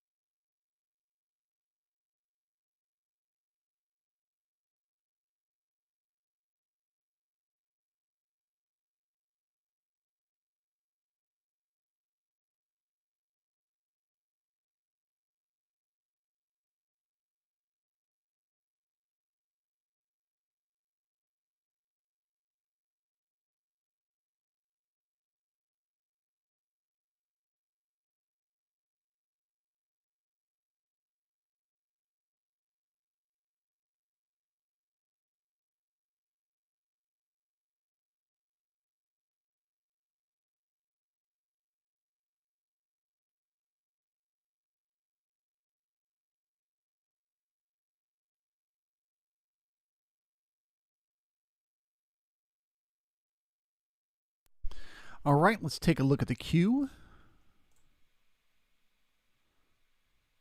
Okay, ticks are trending higher. The market pushed its way above the POC.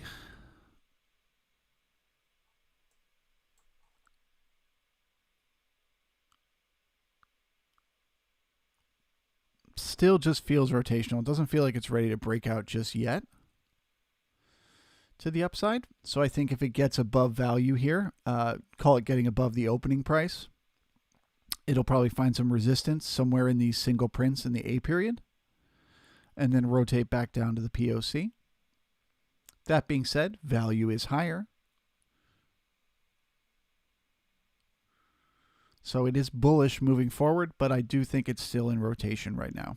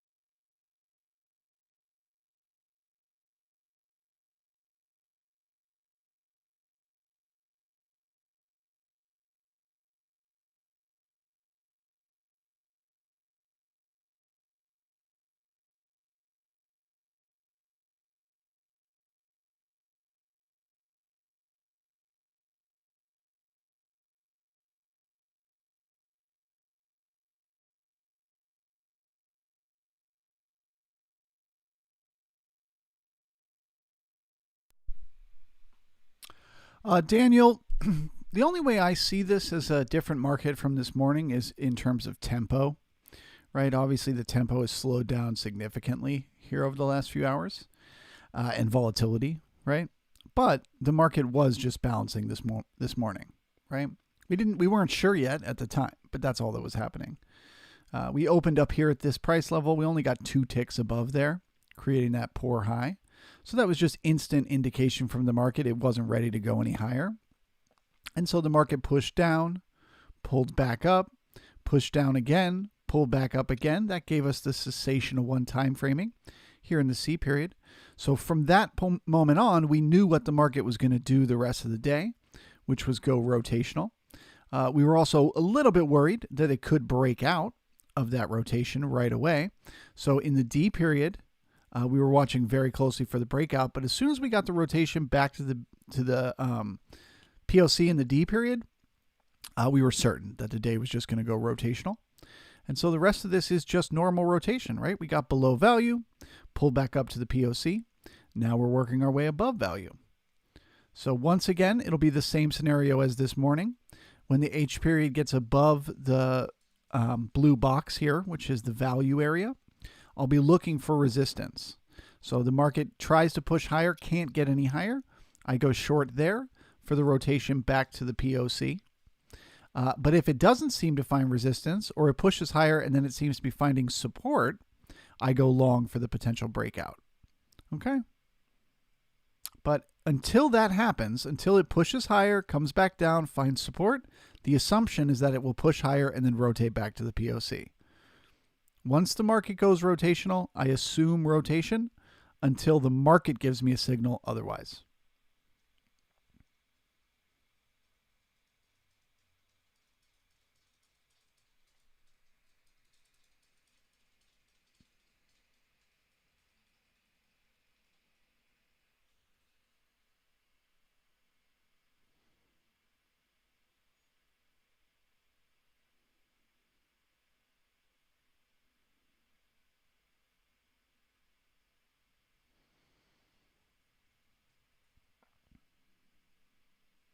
Right. Yeah, that's what I'm agreeing. The choppiness is the volatility. So the tempo and the volatility slowed down. But as far as what the market is doing, it's the same. It's still just doing what it's doing, and the way you trade it is the same. It's just you have to wait much longer.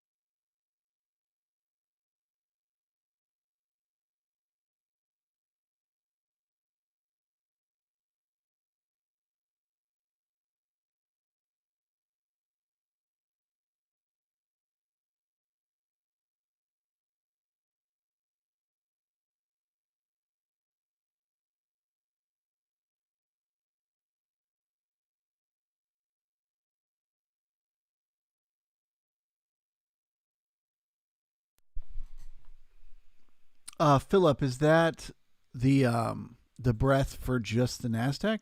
Is that what that is? No, I don't use that. I would. I have no problem with that. It just wasn't part of the initial setup that I created and have spent a year studying, so it's just not part of what I look at. But sure, that's you could put one more little box here and just have that as an additional, piece of information.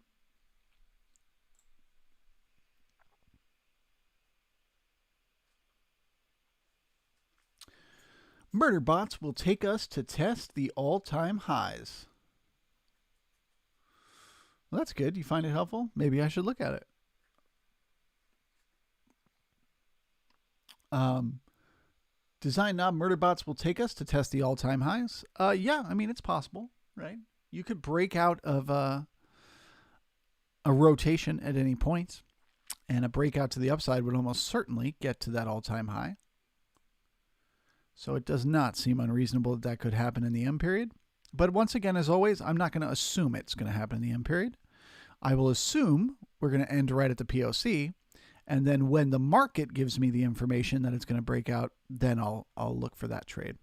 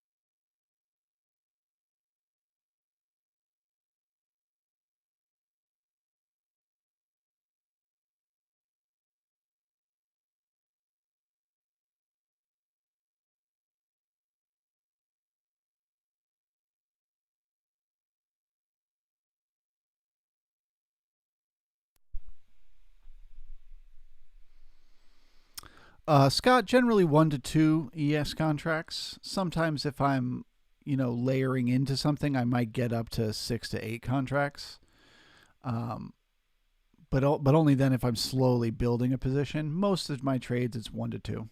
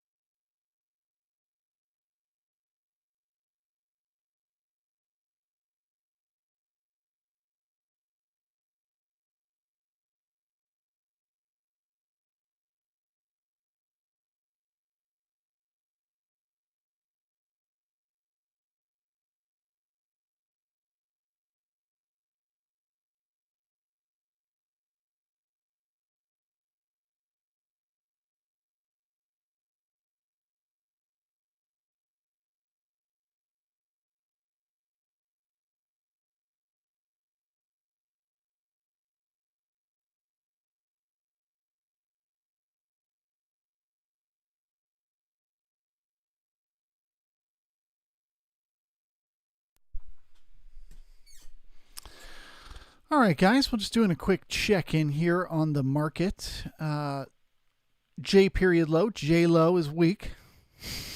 Color me surprised. So we got 1 week reference below. The H period high is weak. 1 week reference above. The market remains rotational. Internals all signaling rotation. So not much to see here at the moment.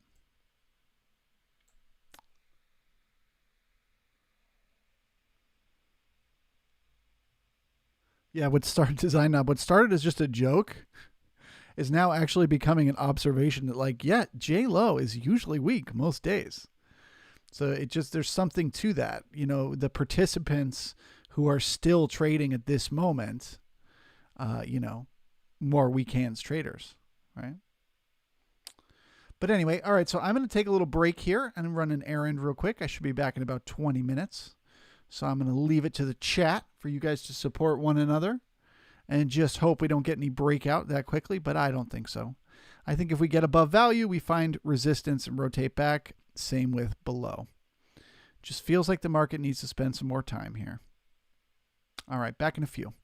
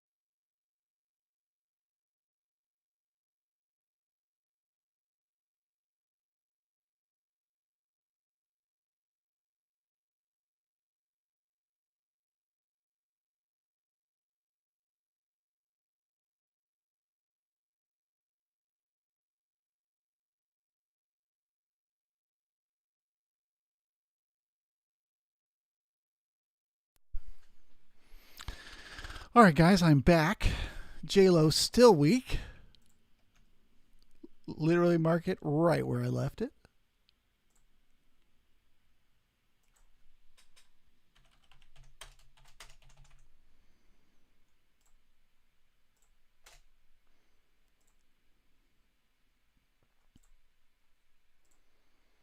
Look at that, 2 JLos back to back, baby.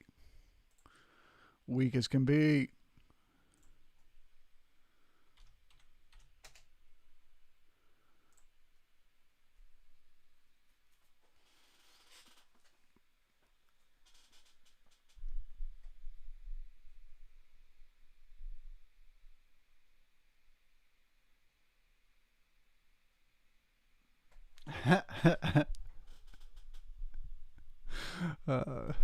Naif wins best joke of the day. Salmon River says, there's a lot of money to be made in rotation. And he says, yeah, mostly mine.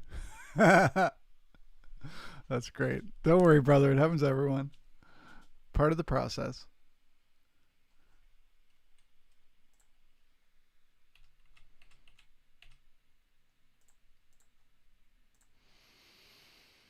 Okay, so it looks like the NASDAQ is just finding support on that 20 moving average and slowly working its way higher here. And the ES is just perfectly rotational.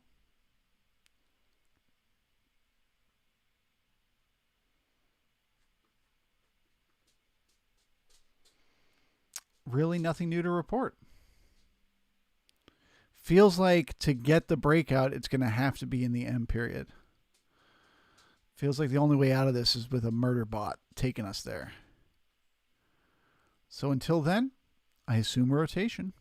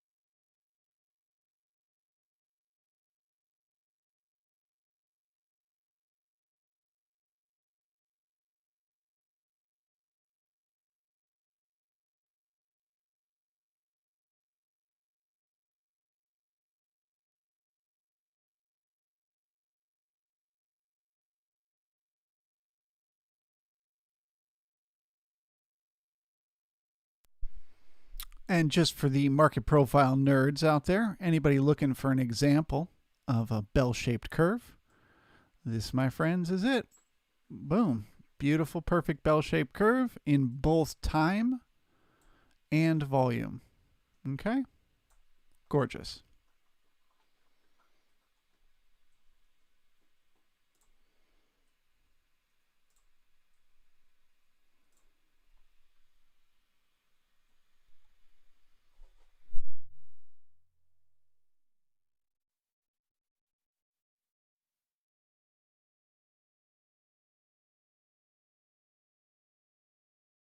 Yeah, I always thought about it, the losses, as like the cost of education, right?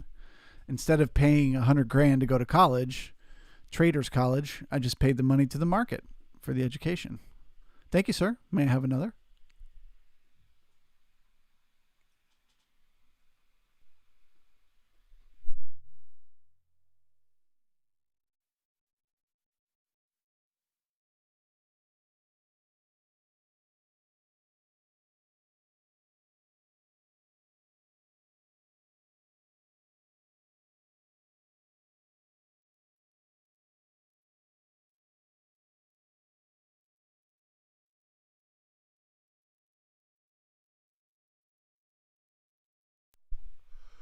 True that, Jonathan. If I wanted to start bringing in the GME crowd, I could just call it a boob shaped curve, and I just get tons of followers the next day.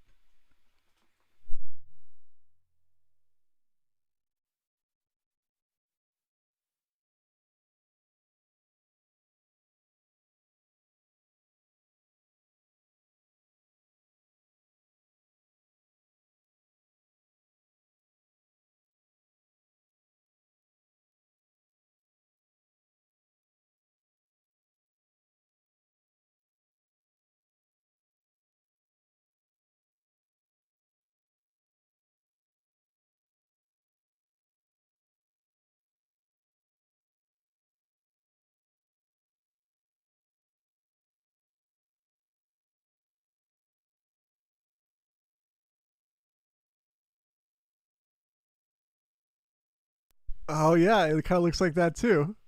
Got the bottom of the bikini. So we got the boob in the volume and the bikini in the time. Oh, I'm 6 years old. I'm six.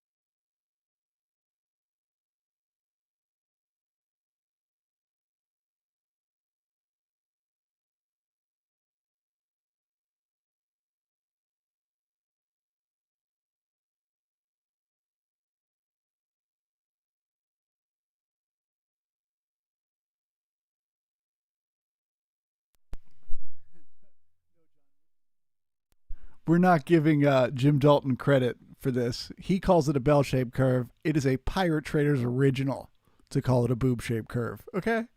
That's all us.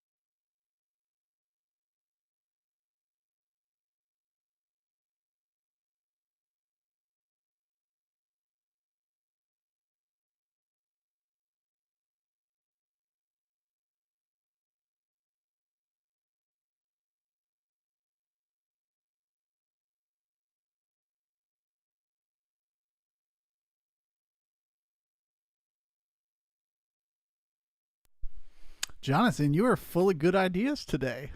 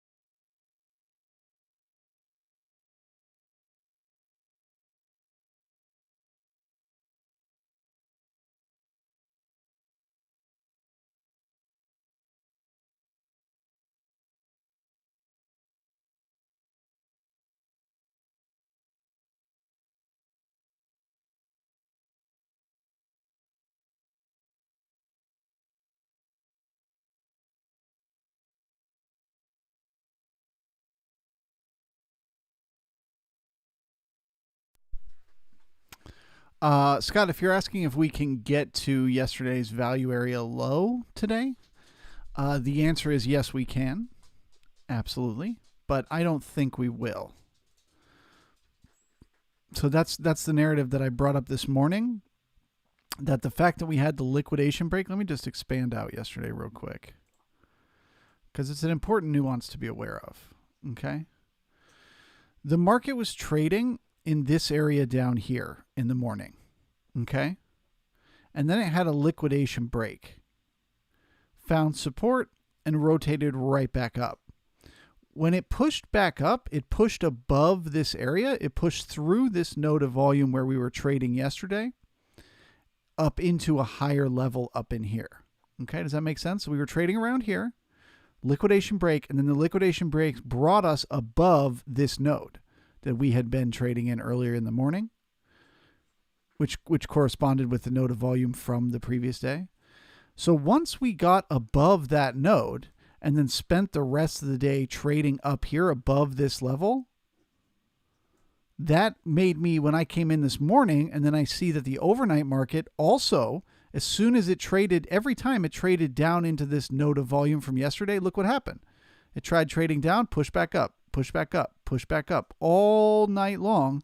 Every attempt that they made to push down into this node of volume failed. And so I came into this morning believing that we could trust this node of volume up here to act as support. Did it in the A period, did it in the B period, and did it in the E period. Okay? So every time the market has tried to trade down past this node of volume, we found support. And so my assumption is that will remain. And I believe that because of this liquidation break. So any kind of liquidation that happens today should find support in this little node down here, and we don't even get to the value area low.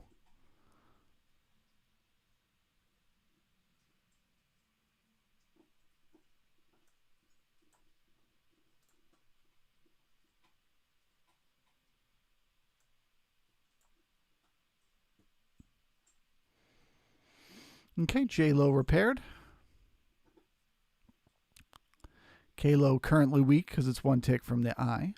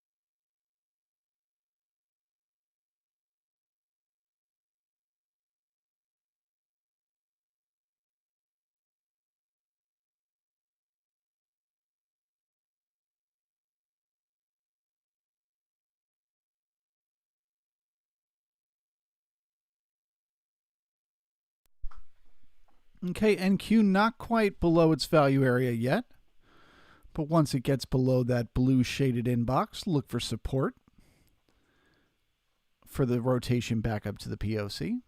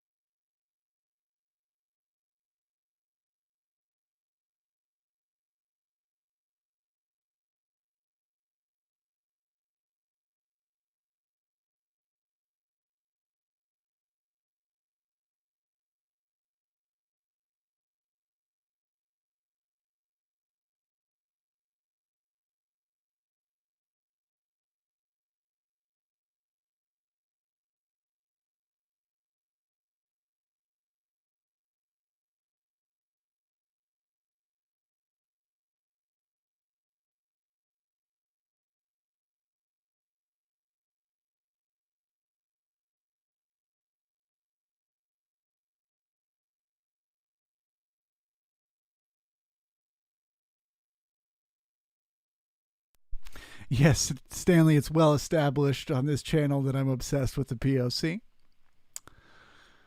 It's the fairest price to do business, guys. One ought to be obsessed if one is a trader.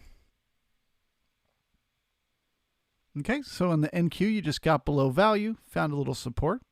Let's see if you get that push back to the POC. Same thing on the ES here. We're below value, building a bit of support. Not a lot of volume stepping in here, but hopefully we start getting some pink candles down here and then the push back up to the POC.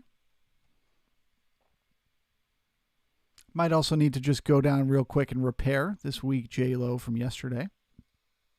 Then find the support and push back.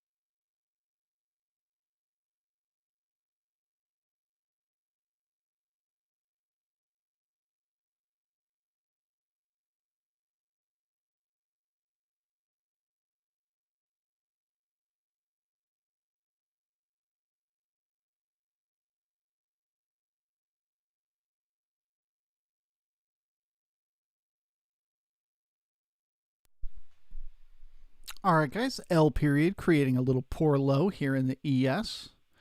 Okay, we often get a push away from the poor low that then comes back to repair it later. So if we don't get any push away and we immediately repair it, that would be bearish. But spending a bit of time churning up here first would be slightly better.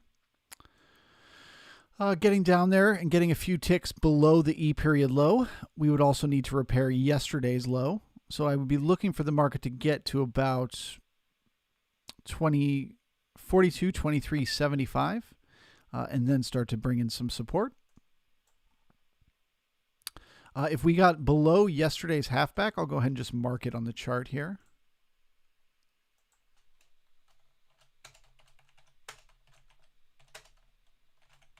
That would be where I would get bearish. If we got below this level and couldn't pull right back above it, I'd start to get bearish for further downside continuation, being that that would mean we are breaking out of this balance to the downside. But I think as long as we dip, above this level, above yesterday's halfback, any dip down here should be buyable for that rotation back up.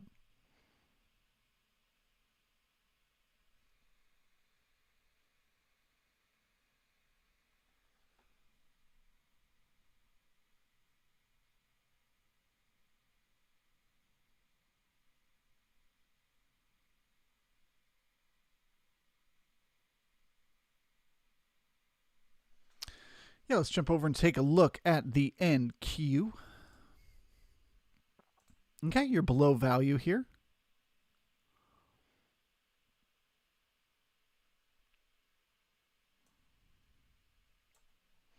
Get a weak F period low. So you're looking maybe for that repair. Super thin volume down here. Although I'm not used to looking at the NQ, that might be normal.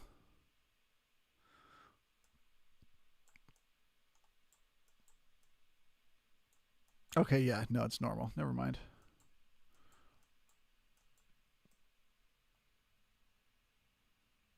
Yeah, so the NQ just remaining rotational.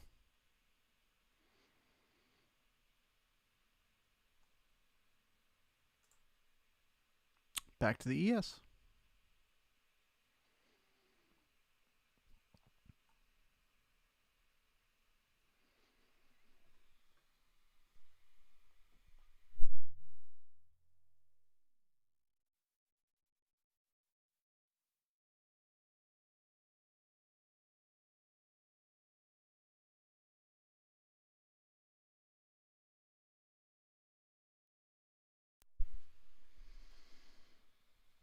Sarah, yeah, I always just roll over on the day you're supposed to, which is tomorrow.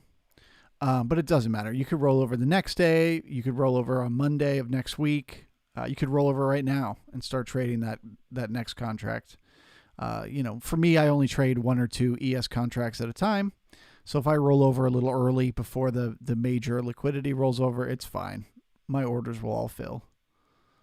So it's just important that you make sure you're watching the same chart. So if I'm looking at the ES, if I'm looking at one contract on here and then trading a different contract, that would be bad. But as long as I'm looking at the same contract I'm trading, you can just roll over whenever you're ready. But yeah, probably tomorrow or Friday.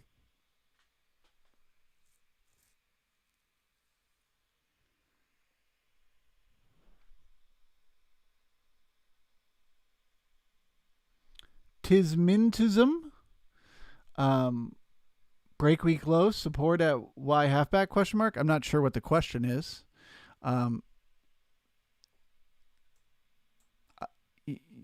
see what you're asking. You're asking if we break this level, will we find support here? No, I think we'll find support above here. I think if we break this level, we'll only get a few ticks into it and then find support.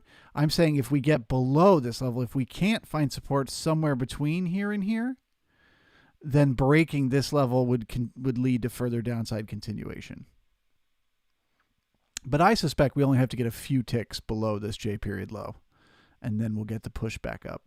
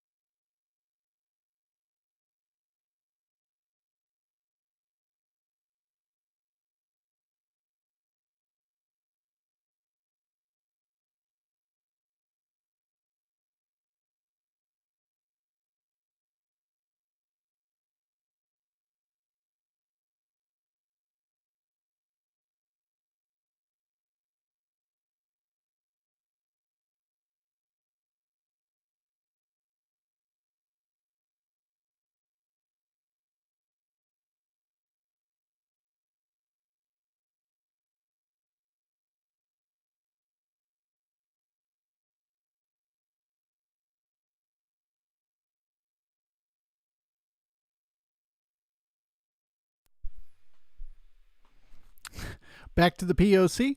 That's a good question. Doesn't look like it's ready for that just yet. Still got to bring in some more buyers here. So probably need to repair that poor low first.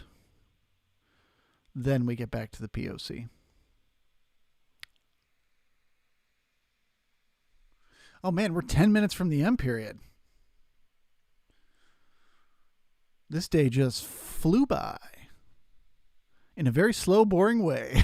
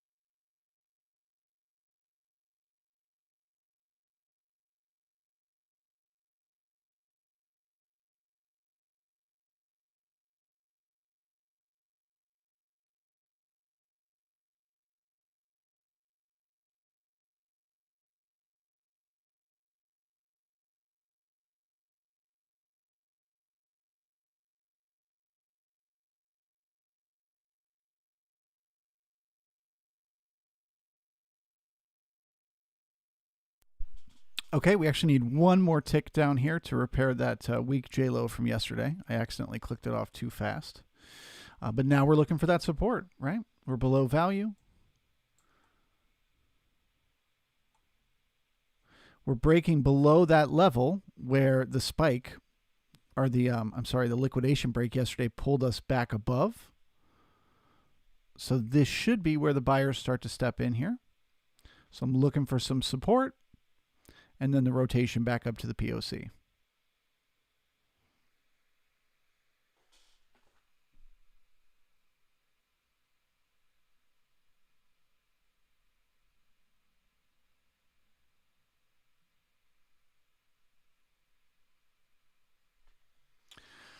Yeah, Daniel, but we're coming upon the M period, and in the M period, we often pick up, momentum and tempo very quickly.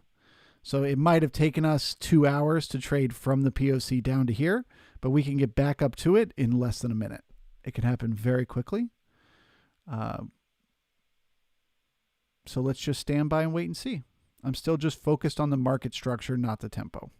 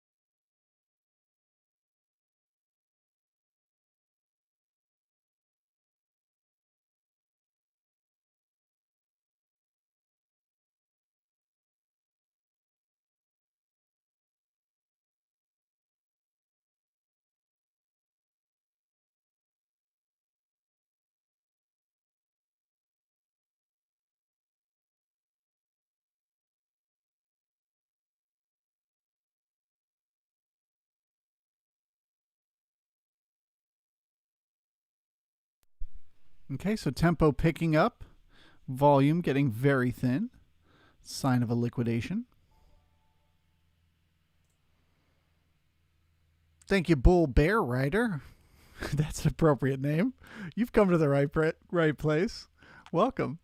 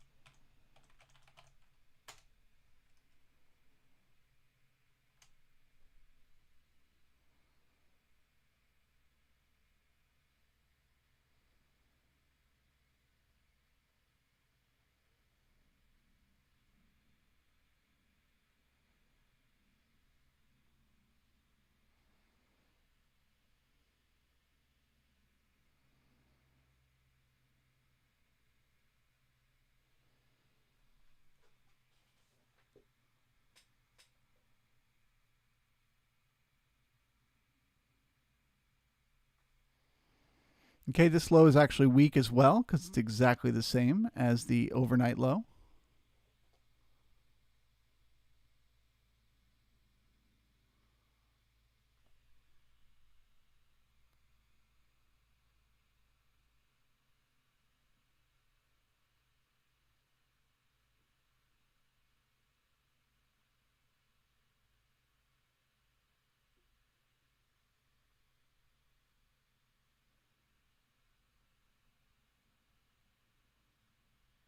Jose, that's so funny.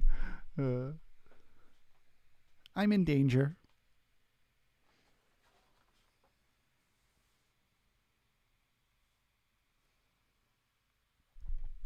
Yeah, 1 minute to M period. I'm not going to do the Excel spreadsheet today because there's like 90 plus people here. But go ahead and hit the chat with your guess for where we will close the M period today. Where's price going to be? We're in a liquidation. Will this cause more fear and panic and bring in more sellers? Oh no, I'm going to get stopped out. Oh boy.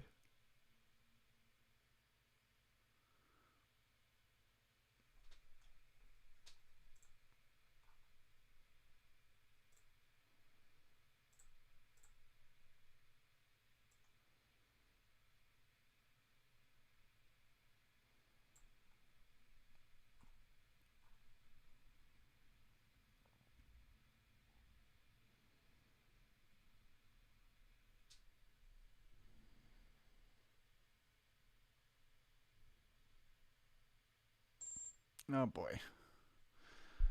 All right. Well, the liquidation continues.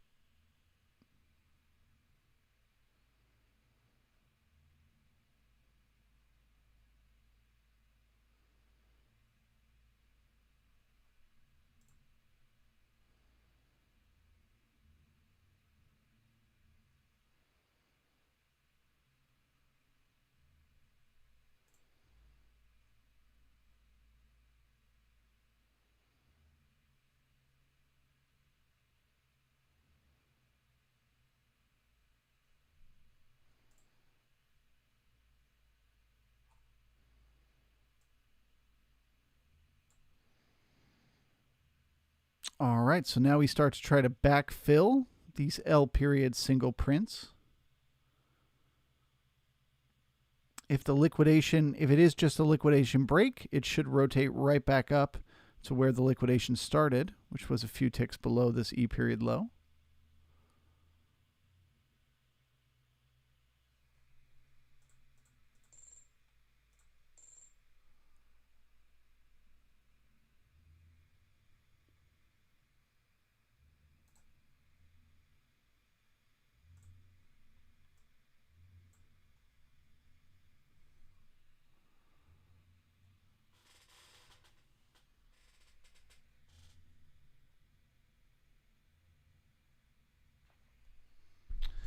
All right, guys, so those guesses are flooding in here.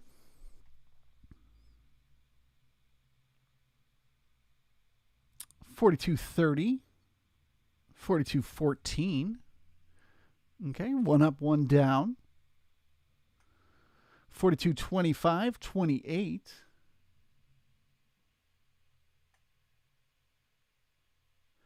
$18, $30, $12. Boy, somebody really sees us selling off.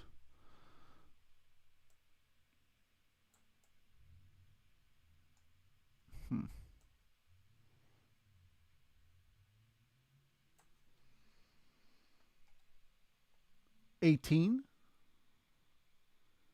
$26, $31. What is my guess? My guess is the POC. It's a rotational day. Guessing that POC is probably the safest bet, right?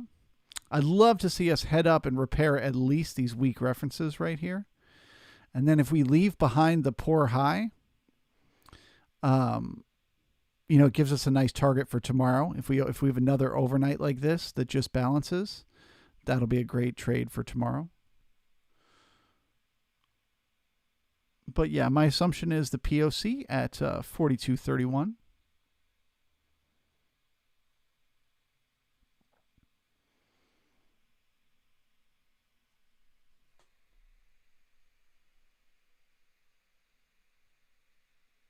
$42.26 and $42.28. So you guys just seeing us push right back up into value.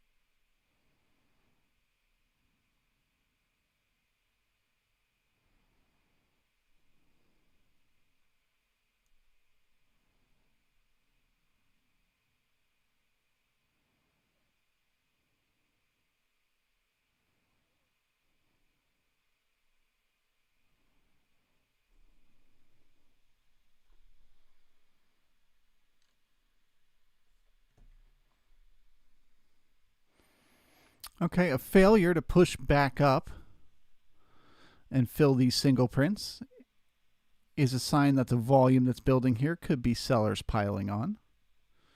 So if we start to see some pink candles pop up down here, that would be bearish.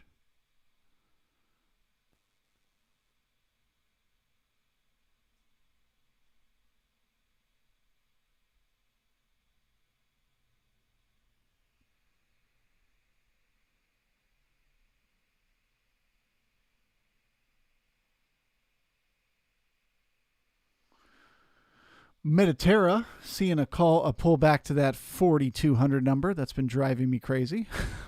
We just cannot seem to get away from it. You have to finally finish filling that gap. It's possible.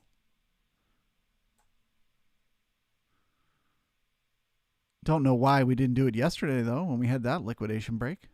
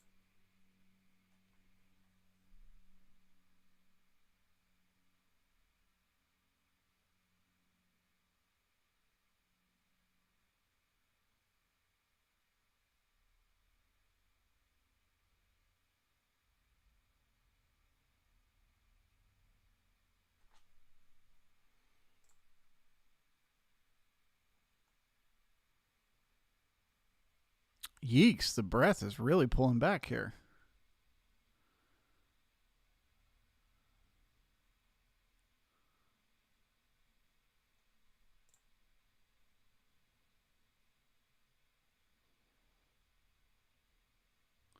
Okay, bad taper on the low. 1,000 contracts to 58.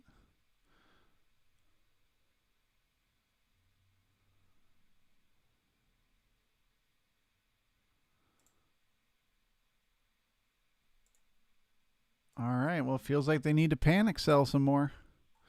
They got further to go down.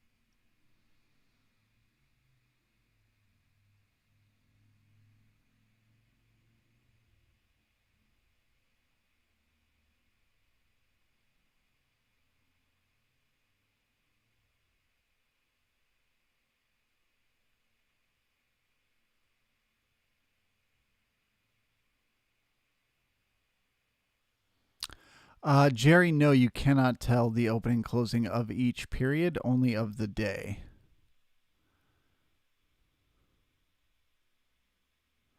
I think there's a way to put it in the settings so it does that. Like it changes the color of the letter um, at the wherever it started and wherever it ended, but I just don't have those settings set up. Okay, pushing down to the POC from 2 days ago. Do we find support there?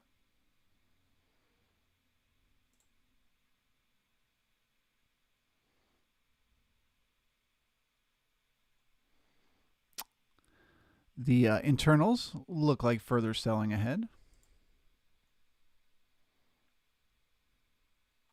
It's strange though because it's not really happening like a liquidation. It is in terms of volume, but tempo wise, it's a very slow grind lower, which I find interesting.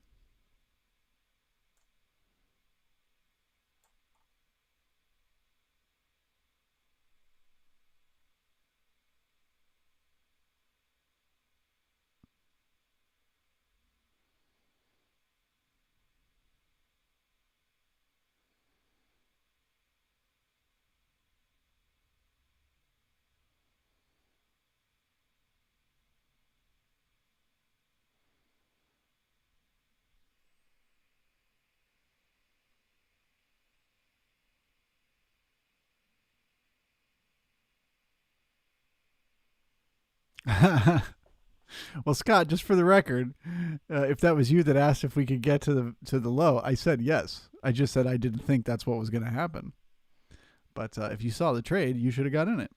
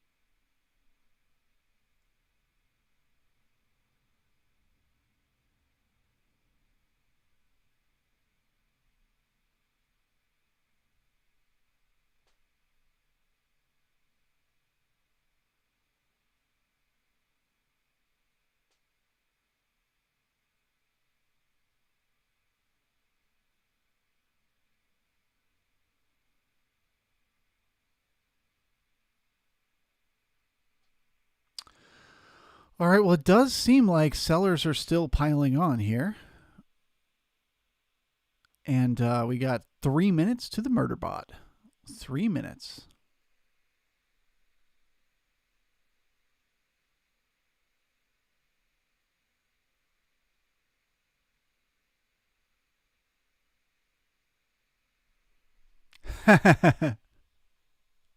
Salmon River, I love your thinking. Yeah, I mean, it can't be Goldman with the amount of volume either.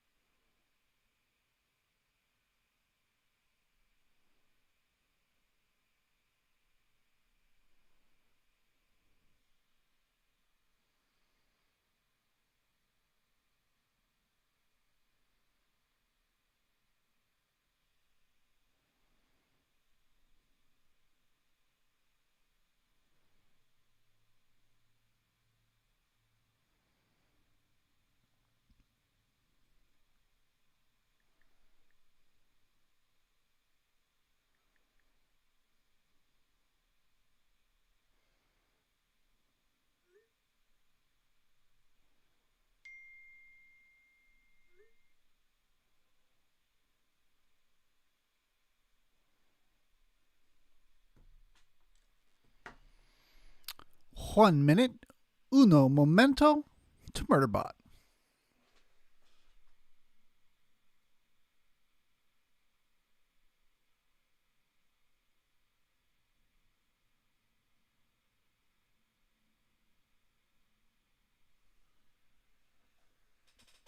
Oh man, it's Cine Matt versus Ashik here in the chat. Both counting on that Murderbot to take them where they want to go. Who will be the winner? Are you Team Ashik or Team Cine Matt? Cue the Murderbot.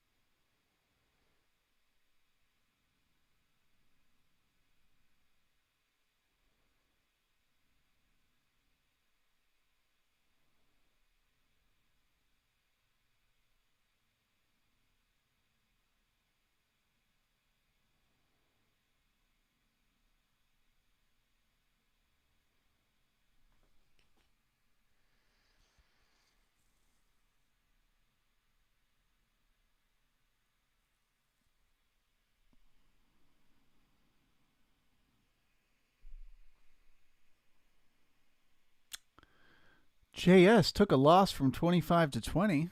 I'm sorry, brother. You can grab it on the way back up.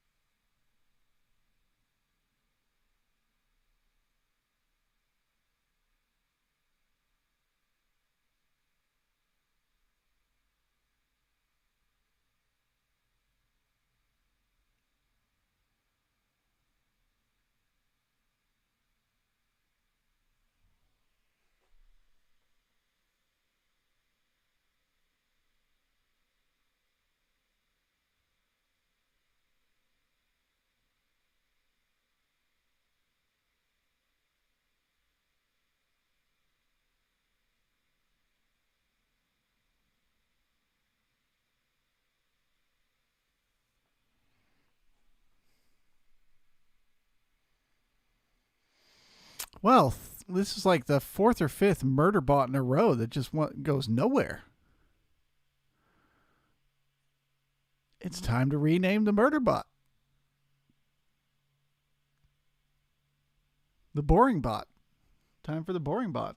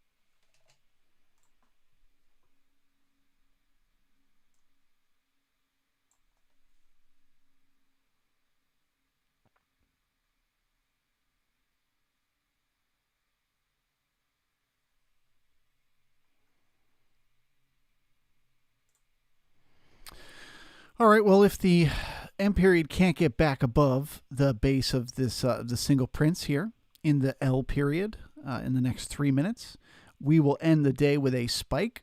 So this area, if we close the market right now, this would be the spike right in here. Okay. And so spike rules are in play for tomorrow. So spike rules tell us that if the market opens and it's inside the spike, so it's inside this area, then it's neutral. Okay, increases the odds of rotation. If we open above the spike up here, that is bullish. And if we open below the spike down here, that is bearish. Okay, it sounds overly simple, but it is profoundly accurate. So something to think about going into tomorrow.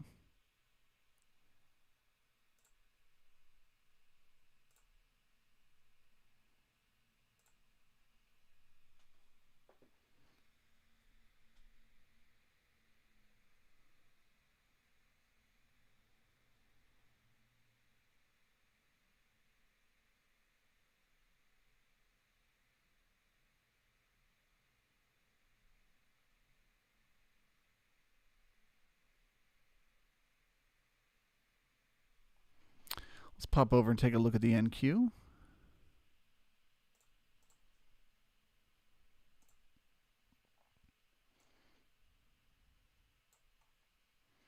Yeah, see, to me, the NQ looks better than the ES.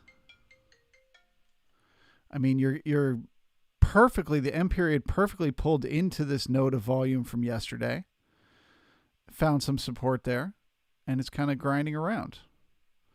So yeah, this to me, I mean, look, they didn't even get below their overnight low. So both markets were just rotational today with a spike down at the end of the day. The spike here is from the from here. That's the spike on the NQ.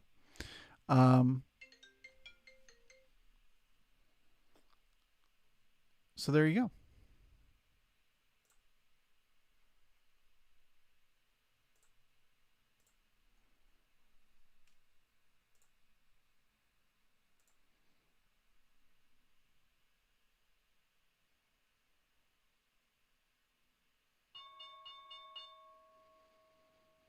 All right, the market is closed. Thank you guys so much for joining me. I will be back tomorrow morning right here on the YouTube, and I hope to see you all then. Thanks a lot, guys. Have a great rest of your day.